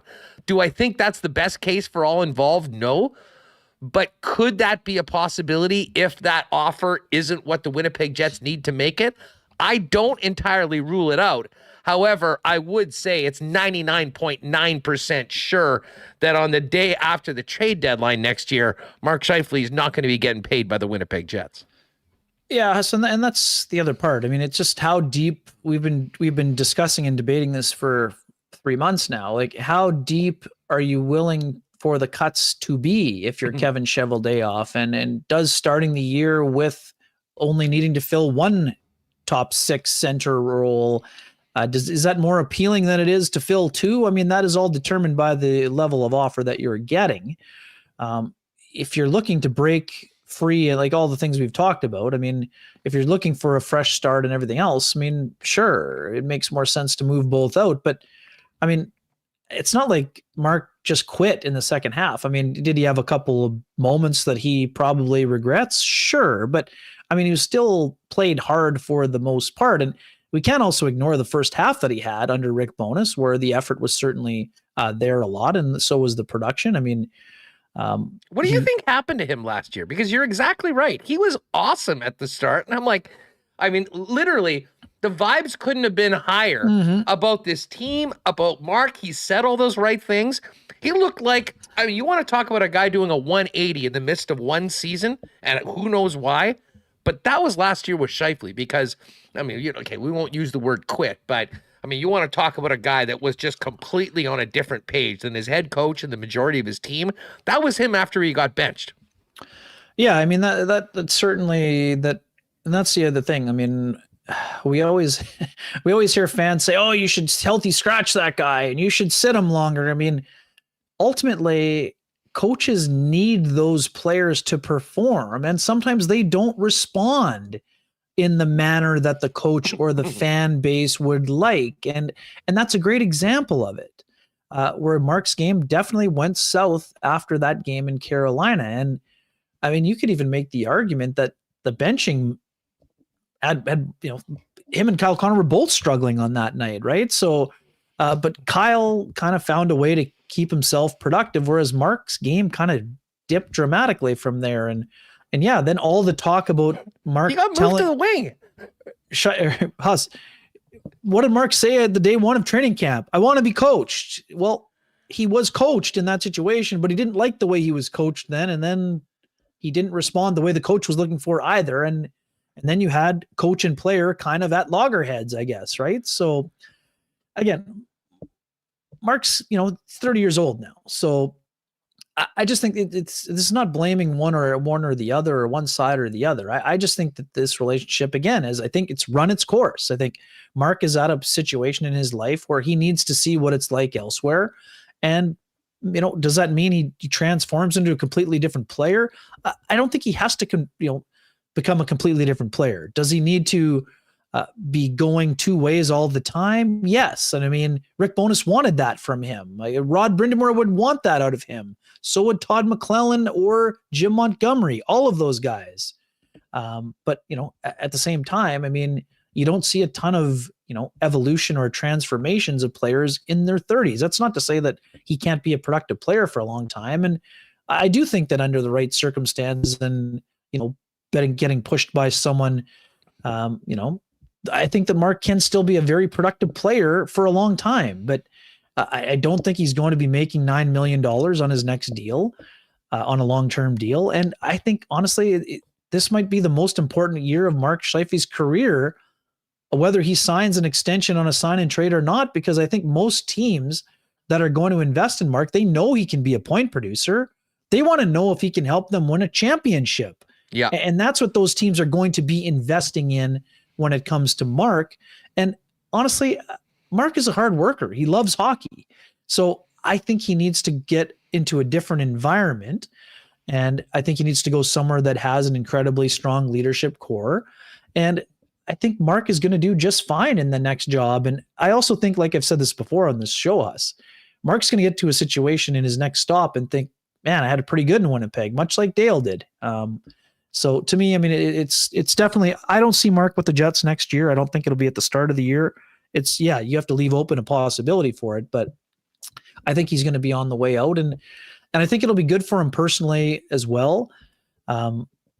Mark's seen a lot of his best friends move in the last couple of years via trade or free agency. And, sometimes the grass isn't always greener, but I just think he's got to get to a point where, we know what he wants to get out of life. He's shown he can be a point producer, and ultimately Mark wants to get his name on that silver trophy that the Vegas Golden Knights just got on. And now it's up to him to take the next steps in his career, and the contract stuff is going to take care of itself. I mean, even if he had a dip in production, he's got a long resume of goals and assists. I mean, he can produce at a high level for a long time. And I know teams would be leery in your mid-30s. Mark takes care of himself. He's going to be a productive player into his mid-30s, but ultimately he needs to go to a situation where, it doesn't have to be $9 million. He has to go somewhere where he can be a key contributor. Yeah, he's going to prove some things outside of scoring points, I think, with a new team, and that's how things will go. Kenny, we got to run. I hope that we've got some maybe a little bit of extra Kenny time next week. We'll see. It should be a big week, and I know you've always been kind to jump on when some things happen, so we may be picking up the bat phone at some point before our usual time. Thanks very much for doing this, buddy. Yeah, my pleasure. And like I said, I apologize. I will be missing out on the beverage or two at Tootsie's with the crew that will be down there. But I know you'll be enjoying Music City, and we'll look forward to reporting on some exciting news in the next incoming days. Yeah, it should be great. Thanks, Weber. There's Cheers, Ken Wiebe. And of course, you can follow him on Twitter at Weeb's World and check out his work on the Jets and much more in National Hockey League at sportsnet.ca. All right, we've got another great guest. Speaking of that draft coming up right away, don't forget Bomber game tonight, 7:30 kickoff, and that means the Princess Auto tailgate zone gets going just outside the stadium at 5:30 p.m. $3.50 hot dogs and pop, $5 beers, DJ Finesse spinning. It is the place to be before the game, and obviously, the OB crew with DT, Doug Brown, and the gang will be doing their pregame show there as well. So pop by and say hi. Princess Auto, proud sponsors of the Winnipeg Blue Bombers, and of course, your boys here at Winnipeg Sports Talk. The gang Consolidated Supply ready and busy right now as we get into summer. Leaders in irrigation systems, artificial turf and golf carts, with other great options for your property, including hot tubs and amazing outdoor kitchen options, not to mention the leaders in small engine parts and repair. Consolidated Supply has so many things for you. You need to pop by and see them in person at their showroom, open to the public, 1395 Niagara Road East, or find out more online at cte.ca. And I know I mentioned this yesterday on the program, but the big Winnipeg goalie extravaganza is happening this Saturday from noon to 4 p.m., brought to you by Royal Sports over at the Scotiabank Hockey for All Center, Iceplex, out 3969 Portage. You'll be able to come out and try out next year's gear for free. Lots of demo gear to try out with pro, senior, intermediate, and junior gear, and expert on-ice instruction by the Ice Lab staff featuring True, Warrior, Vaughn, CCM, and Bauer. This event hasn't happened the last couple of years because of COVID. It is back. Royal Sports presents the Winnipeg Goalie Extravaganza Saturday from noon to 4. If you've got a goalie in the family or R1, do not miss it. And hey, just before we bring in Adam Kimelman, huge game tonight. If you're not able to make it out to the game, next best place is to get together with friends to watch it is your local Boston Pizza, ice cold schooners, world famous BP wings, gourmet pizzas, and the big game on the big screen with big sound. Nowhere better to do it. But hey, if you are staying in and can't make it out, you can always order online and get the great taste of BP delivered at home at bostonpizza.com. All right, let's look ahead to our trip to Nashville next week. And while we're talking about potential player movement and trades with the Winnipeg Jets, a lot of intrigue about this draft class of 2023. And always a pleasure to welcome in Adam Kimelman, the deputy managing editor of NHL.com, to the program. Adam, what's going on? Thanks so much for doing this. Oh, my pleasure. It's always good to come on and talk some sports with you guys. Hey, you know what? Before we get to the draft in itself, we, of course, obsess about the Winnipeg Jets 24/7 here because they are our team. I mean, you're far away from the market. I'm interested in your perspective on this Jets offseason and what you're hearing about potential moves of some pretty big name players in the NHL out of Winnipeg right now. Well, you know, I've kind of seen all that's going on in market about Blake Wheeler and what his future could be. And I was able to listen a little bit of Kenny Wiebe, and he does a great job covering the Jets out there and what Mark Scheifele's future could be. You know, it's going to be interesting because you look at the talent they have there and you wonder, you know, I think you look at what happened with Paul Maurice in Florida, right? He says, I just can't get through to these guys anymore. I'm done with hockey. He leaves. He goes to Florida, and he's in the Stanley Cup final with the Florida Panthers. You know, Rick Bowness Dave Lowry has some issues. Rick Bowness has issues there. Maybe they do need a little bit of a culture change. Maybe they do need a little bit of some roster retooling there. It's going to be really interesting to see what the approach is. And again, I say this from 2 time zones away, not having any sort of inside knowledge about what might happen, but just from my perspective, it looks like, you have to wonder what's going on behind closed doors that has led them to this point. Yeah, well, it seems like they've figured that out, and that's part of the reason why so many of these moves are going to be made. I can't remember. We've been talking about this for the last little while. I mean, the last time, and maybe you could even include other sports, where you had the potential of an off season where so many established star players may be out at one point. It certainly made Kevin Cheveldayoff in his situation one of the most interesting things to watch heading into Nashville next week.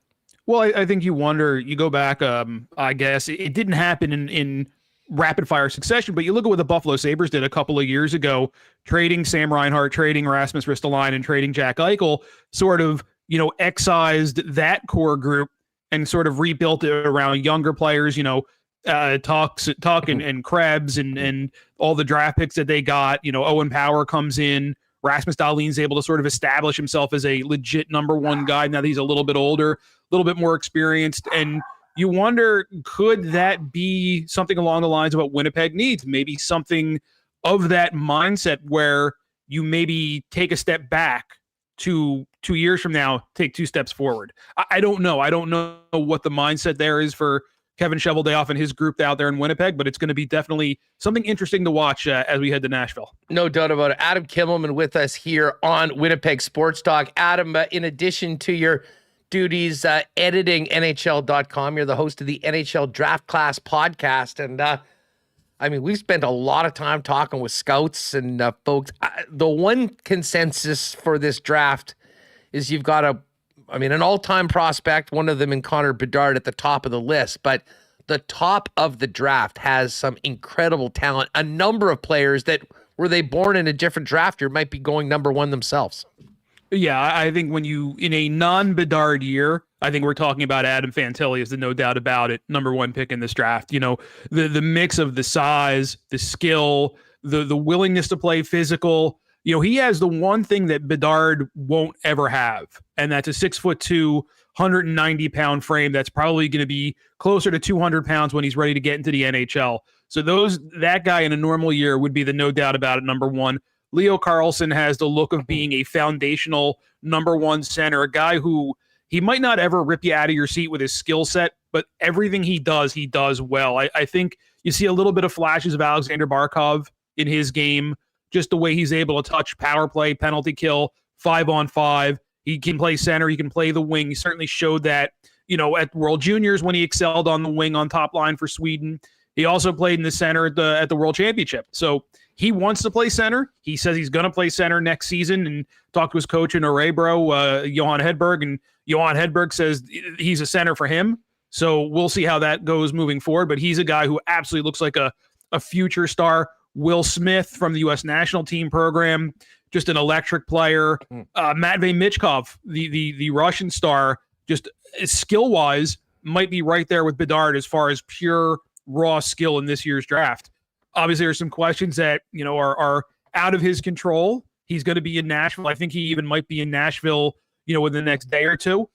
He's going to meet with teams while he's in Nashville, and this will be really the first time NHL decision makers are going to get to meet him in person, because the last time any of us have seen Matvei Michkov play in any sort of big major way was at the 21 World Under-18s in Dallas. It's a long time ago, but he did lead that tournament in scoring, more points, more goals than Connor Bedard. So there's something to be said for that. And, he's played with and against men this season in the KHL, and he looked like a star there. And whenever he is able to come to the NHL, whether it's 3 years, 4 years from now, he looks like a guy who's got huge, huge NHL upside. Adam, I'm glad you brought up Michkov, because I wanted to specifically ask you about him, because listen, talent-wise, he's right up there with the best prospects we've seen, over the course of the last decade. Obviously there's a McDavid, but he was in that conversation with Bedard up until everything's happened. But the intrigue about Michkov, how long he'll be in Russia, teams that he would be into or not into playing, all the geopolitical things that happen now when you're tying it in with the Russian player. This might be the most intriguing prospect with so many questions that aren't yet answered than we've seen in forever. To me, he is the most interesting player coming into this draft because of all the unknowns, because of the things you mentioned. The contract he has with SKA St. Petersburg, which runs through the 25-26 season, all the geopolitical issues pertaining to Russia. You haven't seen him at World Juniors. You haven't seen him at World Championship. You haven't been able to measure him against the best and the best of his age group. And that's not to take anything away from the KHL, but it's different when you're playing in that high pressure, international type atmosphere. We've all been around World Juniors. We've all been around that atmosphere and what that does and how meaningful those games are. It's not the entire decision maker, but it really has a big piece. It's a big ingredient to how you're judging these guys. So not being able to see that with Michkov is big. Not having eyes on him really, because not every team has a dedicated KHL scout, a dedicated Russia scout where they can go in and see him in person.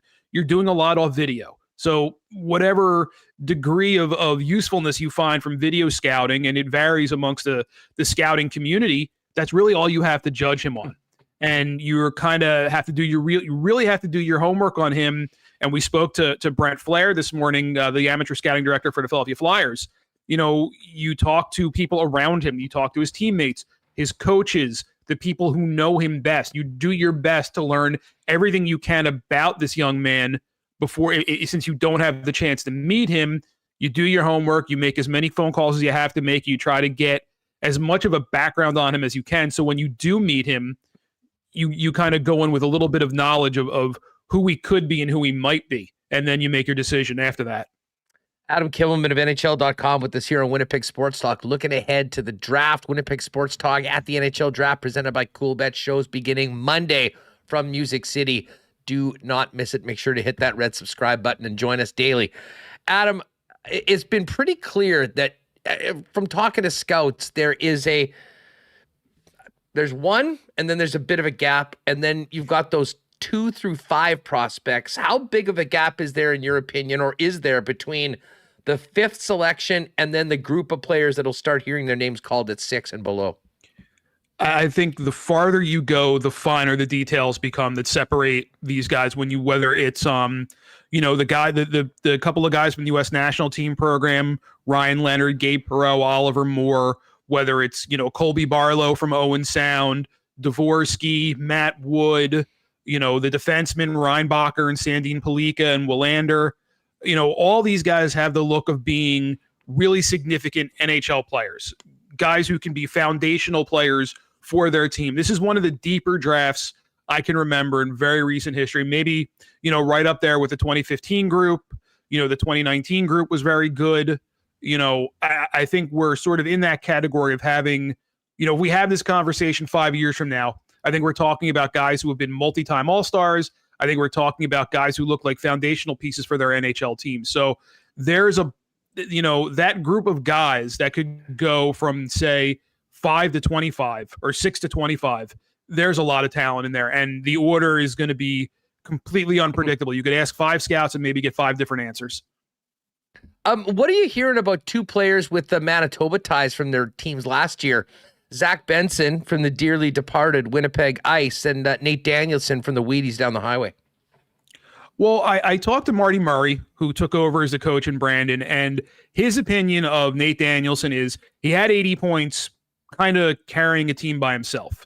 He didn't have a lot of guys, didn't have a lot of talent around him. And if you put, better players around him, would we be talking about a 100-point season for Nate Danielson with all the size and the strength and the 200-foot game?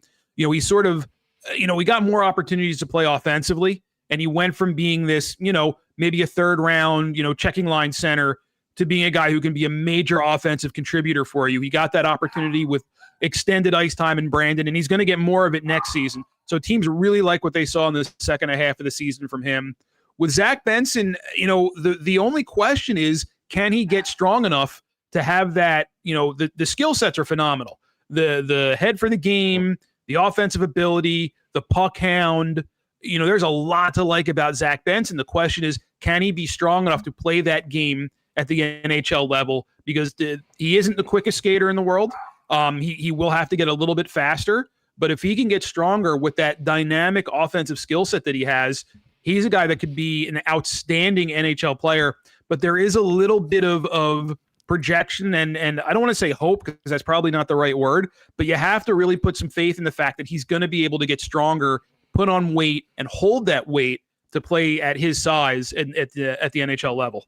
Adam, before we go, I right around this time, for people like you that are so involved in the draft and speak with so many people in scouting, I'm always interested to know of the guys that have got a lot of steam heading into the draft. Is there a player or two from your conversations that seemingly had their draft stock rise considerably, basically over the last half of the season, but more and more people are talking about them, and we're seeing their names get higher and higher as the mocks come out?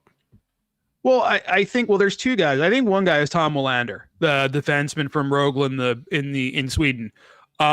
There wasn't a lot of hype around him, and if you watch his game, maybe there isn't the most flash, because certainly compared to Sandin Pellikka, who's an offensive dynamo.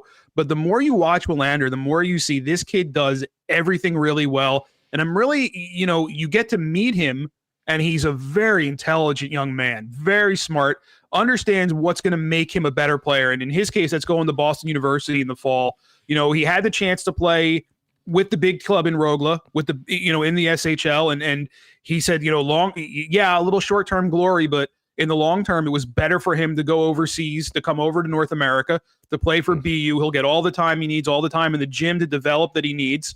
So he's going to be an interesting case. He could go anywhere in that group from 9 to 20. The other guy is Danny Nelson from the U.S. national team program. It's interesting, on our NHL draft class show, we had Pat Cullen on from Central Scouting, and he talked about Danny Nelson as being a guy that he's a forward for the national team program, was our third line center. But until he got to the national team program, he was a defenseman, and he was really good as a defenseman.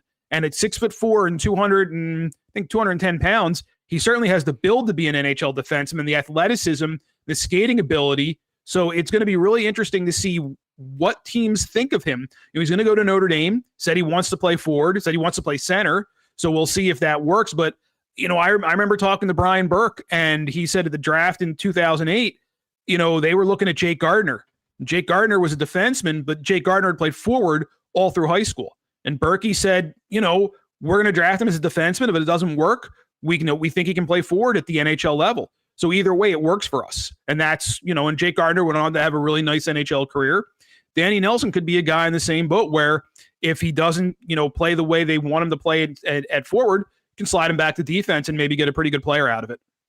Adam, this has been a great chat. Thanks so much for doing this, and maybe we'll catch up with you next week. Fill us in and fill fans in on what NHL.com has surrounding one of the biggest weeks of the year. Well, we have wall-to-wall coverage on NHL.com. We're going to have we're going to have one more final mock draft, myself and Mike Morial coming out. I believe that's going to be on Sunday or Monday, so look for that. All of our draft stories are available on NHL.com. We have the NHL Draft Class podcast. We've already had shows with Connor Bedard, Adam Fantilli, Will Smith, Leo Carlson, all the great minds from NHL Central Scouting, with more to come. So definitely NHL Draft Class is available anywhere you get your podcasts, and a lot of fun stuff coming. So if you want the best, I'm a little biased, I'll admit it, but the best draft coverage is at NHL.com. Listen, can't get enough of it, and really looking forward to what should be a huge week, certainly for the Jets off the ice, and very interesting week when it comes to such a highly touted draft class that young men will be hearing their names in Nashville on Wednesday and on Thursday. Thanks for doing this, Adam. Have a great weekend, and before a big week for the league. Yep. See you in Nashville. It'll be fun. Everybody tune in. Good stuff. There is Adam Kimelman. You can give him a follow on Twitter at NHL Adam K, and of course NHL.com. I don't need to tell you all where that is, but great draft podcast, as well as he mentioned the NHL draft class. And if you are someone that wants to really do a deep dive over the weekend, getting ready for a big week, hell of a place to do it. Great stuff with Adam. All right, listen, I'm going to get Remis back in here in a minute. I'm looking forward, though, tonight to heading to this football game. And don't forget, Little Brown Jug is now an official partner of the Winnipeg Blue Bombers, and you'll be able to get your hands on a delicious ice-cold 1919 at the Bomber game tonight. You're just going to have to know where to find it. I'm here to tell you. The poutineery locations, as well as the hometown concession stands. There's a couple options on both sides of the lower bowl and the upper bowl. So if you're looking for the best in ice-cold local beer, you know it's Little Brown Jug and their flagship brand 1919, now available at IG Field. Of course, if you're going to the ball game tonight for the Winnipeg Goldeyes, 1919 and my personal favorite, generic lager, available. And heck, it's all available if you head over there on Saturday for What's Golden, their new weekly pop-up series, teaming up with the Shorty's Kitchen with new food, new DJs on the LBJ patio every Saturday from noon until sunset. Check it out on Saturday, beginning at noon over at Little Brown Jug. And always a great spot to go to try all those amazing Little Brown Jug beers. Big shout out to our friends at Aikens Lake Wilderness Lodge. Cannot wait to get out there coming up in August. If you're looking for a world-class fishing experience where you can make the drive, the flight, and you'll be on the water in less than 2 hours from the city of Winnipeg, Aikens Lake is the spot. And as great as the world-class fishing is, there's nothing like the hospitality and the Aikens experience. Find out more, aikenslake.com, and on Twitter at Aikens Lake with our good pal, Paterson. As I mentioned, the Goldeyes, they're struggling right now. Can't seem to find a win over the last little bit. But I'll tell you what, it's still going to be a great weekend out at the ballpark with a couple more series coming up for Winnipeg Goldeyes. You can find out tickets online at goldeyes.com. Group event. We're going to be doing a group event. We're just kind of figuring out a day midweek to get all the WSTers together. We'll have a special ticket price. You'll be able to get them on the site. So stay tuned for that. But in the meantime, get on down there, eat all that great food, enjoy 100% local beer selection. And of course, you can sit down on the left field line down a craft beer corner where I like to spend a few innings and get those Grace Ice Cold on taps as well from Winnipeg's favorite local breweries. And just before we bring in Remo, let's do a quick golf check for our friends at Breezy Bend Country Club. If you're thinking about a great long-term home for you and your family, get on the waiting list for the 2024 season at Breezy Bend by getting in touch with our pal Corey Johnson over at the golf course. You can find out more online at breezybend.ca. Well, it's the Travelers this week, and it's an elevated event at TPC Rivers Highlands. So a heck of a basically the best field they've ever had for this tournament. Keegan Bradley, red hot coming out of the gate, a 8 under 62. Got a 2-shot lead on Shane Lowry and Ches Reavie. Ches Reavie actually won this tournament a few years back. Kevin Streelman, Patrick Cantlay at 5 under par as well. Cam Davis, Sung Jae Im, Denny McCarthy. Just going to go down and see where our first top Canadian is. Rory McIlroy's 3 under, by the way, through 11 right now. Geez, our Canadians have not done too well. I got to go all the way down to Corey Connors at -1. Not too bad, and he's just halfway through his round. Of course, we'll pay attention to the Travelers over the course of the weekend and, another tournament next week, but all counting down to the final major of the year, the Open Championship, after Wyndham Clark's big win at the U.S. Open last year. All right, we will get to the Coolbet lines in a minute, but let's get Remis back in here. Remo, how's everything been going with the testing of the new computer that we're going to need for next week? Yeah, really good so far. Streams are working. We're going in the highest quality we've ever done. So we're stepping it up here for Nashville. I'm looking forward to it. We're stepping it up like it's better than the computer you have at home? Well, our laptop? No, I'm just boosting the quality. But no, it's easily just as capable. Interesting. Yeah. Why had you not boosted the quality before? Just worried that it would break something? I concerns about your internet at your place, basically. That was that was it. That was my concern. That's why I haven't. So we don't have to deal with your internet there.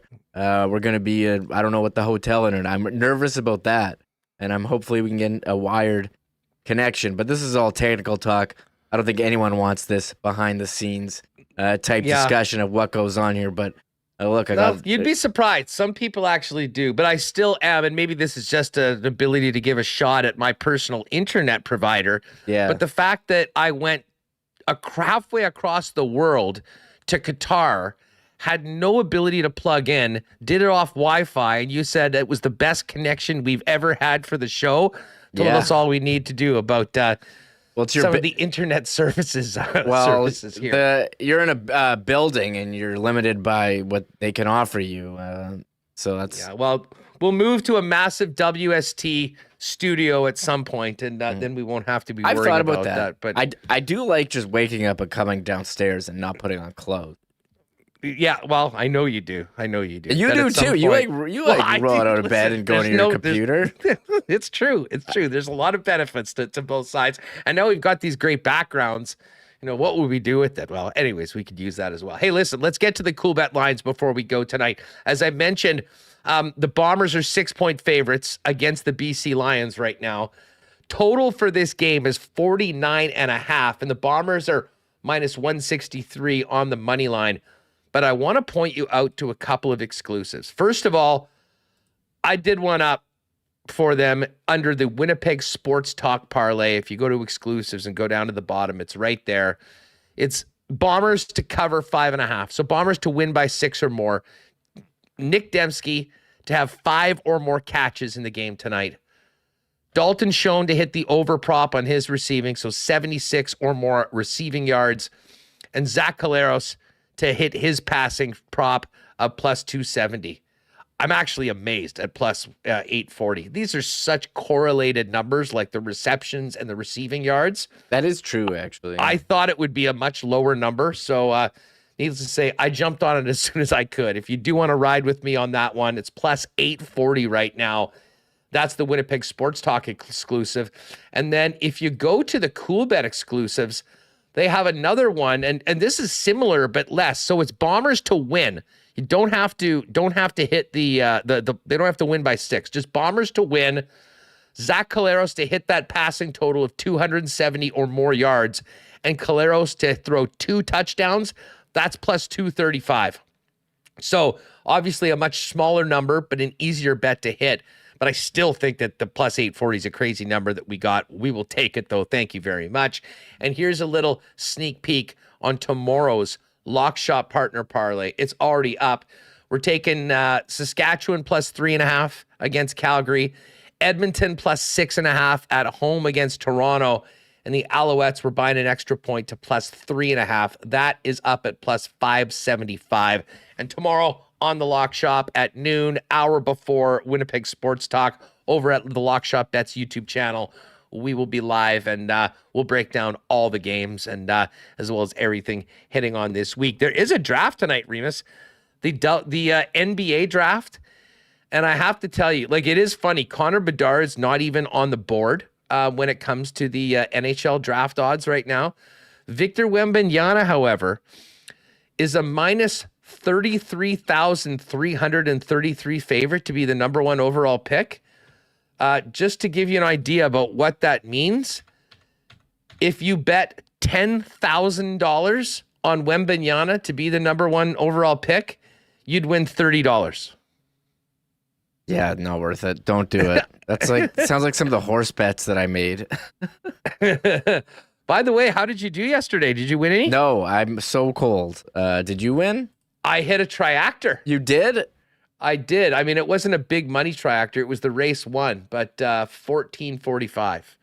Oh, that's pretty good. So you were minus 6 or minus 5? Minus 550. So, well, considering I'd been pretty cold on the other ones, and I just missed my other one. But anyways, back to Coolbet, though. NBA draft props tonight. If you're into that, you can check it out. And there's a whole bunch of NHL draft props, and they're adding more by the day. So you can check that out, and we'll do a special segment probably on Tuesday, maybe of next week, with a couple of the scouts, and get Patty on from Coolbet to talk about some of our likes and dislikes for what is on the board right now. But it's all there, of course. Coolbet presenting our week in Nashville beginning on Monday. Join us 1:00 Monday and throughout the week, and turn your notifications on the YouTube channel, and make sure you're subscribing to our TikTok, our Twitter, our Instagram, because we'll have plenty of additional content from Nashville some serious, some maybe not so serious, but it'll all be there. And obviously anything happening with the Winnipeg Jets, will be all over it with boots on the ground in Nashville. Obviously, we've got a big show tomorrow, Remo, to wrap the Bomber game, wrap the week, drop some marbles. But then I cannot wait to get out there and get this show going. It should be a lot of fun for us. And obviously, we are expecting it to be maybe the most consequential week in 2.0 history, with the potential of some legendary Jet names potentially on the move. This is getting crazy, and I'm kind of, I don't know, I'm getting like nervous here that we're going to be witnessing Jets history with moving from Jets 2.0 to 3.0. I love that saying, even if some people say, oh, no, it's actually like 2.1 now, because like wouldn't Jets 3.0 technically be if they left and came back again? But anyways, I mean, 2.0, it could be 2.1 the next season, 2.2. It really does move on. That's why I kind of say you have the new thing. I mean, when you move on, there's no more Maurice, there's no more Wheeler, no more Scheifele. When that happens, then we're at the new. And then the two guys, well, there'll be a couple guys. I mean, Ehlers and Connor. But I do think of Adam Lowry, Josh Morrissey as the guys that, will be sort of the culture carriers of this new room going forward. And again, if you joined us late, listen to Ken's segment as well as the start of the show, the reports all over the place today, just confirming what we've talked about for the last little bit off of what Darren Dreger's been reporting. It does look like Blake Wheeler's days numbered with the Winnipeg Jets, and if there's no trade, there will likely be a buyout. And I know Jeff reporting, Remo, that big meeting today taking place within True North Sports Entertainment on the hockey side of management, discussing latest options, trade possibilities, as well as the future of their former captain. Yeah, everyone's asking us to comment on the meeting. I'm seeing a lot of people in chat. What do you mean comment on a meeting? Okay, everyone is like freaking out in our chat right now. People think the this chat is like freaking out. You've got to be kidding me. That's never happened before. They're like, they seem to believe that because this is the first meeting that's been reported on. This is the first meeting that's happened. And so Jeff, what? So this is the reaction in the chat. So Jeff's saying right now, let me bring it up. Jeff's tweet is, I've heard from multiple sources that Jets brass has a meeting today to go over the future plans for the organization. This likely means some significant changes are on the horizon, including, as Mike's story reveals, an end of the road for Blake Wheeler as a Jet. So this is the first big meeting that's been reported on. I'm sure that they've had meetings every single day leading up to the draft. I'm sure this isn't the first meeting that they've had to discuss what direction to take the team. People are like, this is the meeting? They didn't do this weeks ago? That's what people are saying in the chat. So they've been like begging us. I wish to Ken talk was here, because he could have given his own a wake up to everyone there live on the program before. But we will steal Kenny's copyrighted line and give everyone that's saying that a wake up. Come on, people. Yeah, so every time people meet, it's not reported. It just seems like there's a finality to the Wheeler situation, and that's why this one's there. I can tell you right now, they've been doing scouting meetings, they've been doing pro scouting meetings. They saw Mark Hillier at the Goldeye game a couple weeks ago. He's back in time for this. You Folks, know what it's like? On. It's like how some players post their off-season workouts on Instagram, and you can see like them working out and like getting ready for the season. And then other players don't post them on Instagram. You're like, what? You weren't working out? You weren't preparing for the season? And so, I mean, they've been meeting this is the first one that's being reported. I'm sure, you think they've been sitting around for like 2 months since the season ended? Like, playing Diablo 4 with Billick. Yeah, playing Diablo 4. So this is just the one that's reported on. I'm sure they're having talks every day. As you said, scout. They're not going into the draft next week not having any type of So what do you meeting. guys want to do? What are you guys thinking? Yeah. So people have been begging us at chat. You guys going to talk about this meeting? Like, what's to talk about? They're meeting every day. Everyone in chat everyone in chat thinks Chevy's been at the lake the whole time, and now he's back. He's like, all right, guys, what's going on? What are we going to do here? Who are we buying out? Anything happening? Yeah, anything. Jeez, I got to check my voicemail. See if anyone's left any messages. Listen, that's the most ridiculous thing. I mean, you may disagree with the moves that are made, but let's operate in reality here, people. Like, come on. I don't know. Anyways, Yeah. definitely a wake up from Ken. Listen, these meetings are happening all the time. They'd already had their scouts in, pro scouts in. They'll do more of those in Nashville. I know that, some members of the organization are going out as early as tomorrow. Others over the course of the weekend or Monday. And I do believe that Cheveldaev actually is going to be staying in Nashville through the week into the first day of free agency as well, which Are you reporting that? Insider? Yeah, Insider. 3 R's. Wow. Yeah, I've been hanging out trying to get flight details and whatnot. You got to get a good travel agent in your Rolodex. Hey, listen, what is? Okay. Sorry, Issue Boy Bruce goes. People in the chat think they're scrambling like Remo choosing a marble race track. That's great line. Bruce. That's a good. I'm sorry. They've got their track picked out, I'm sure.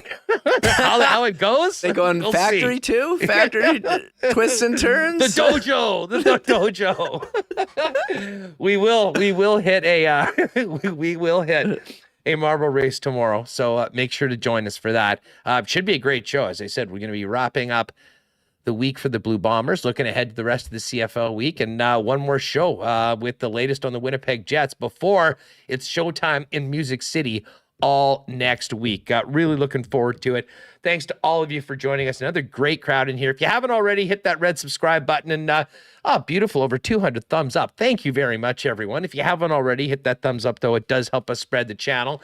And join us tomorrow. One more show before a weekend of travel and the show gets going. Winnipeg Sports Talk from the NHL Draft in Nashville, presented by Coolbet, all next week, beginning on Monday. We'll look forward to seeing you there. Hey, if you see a dude wearing one of these at the game tonight, make sure to say hi. Shout out to our winners, by the way. Another great reason to be a member. We had some Canadian Club Jim Beam social passes and put out a word to an email to the members, and we had a few winners. Mean Gene. Shout out to Mean Gene, Dave Asplin, it's your boy Bruce. Catch you guys at the game tonight. And big thanks to all the sponsors that make this show happen each and every day. Enjoy the football game tonight, and we will see you tomorrow right here, 1 p.m. One more time in the peg before it's Nashville time on Winnipeg Sports Talk. Have a great one, everyone. Oh, my God. Oh! Shut it down. Let's go home. Thanks for tuning in to Winnipeg Sports Talk Daily. Make sure to subscribe on YouTube and your favorite podcast feed at winnipegsportstalk.com.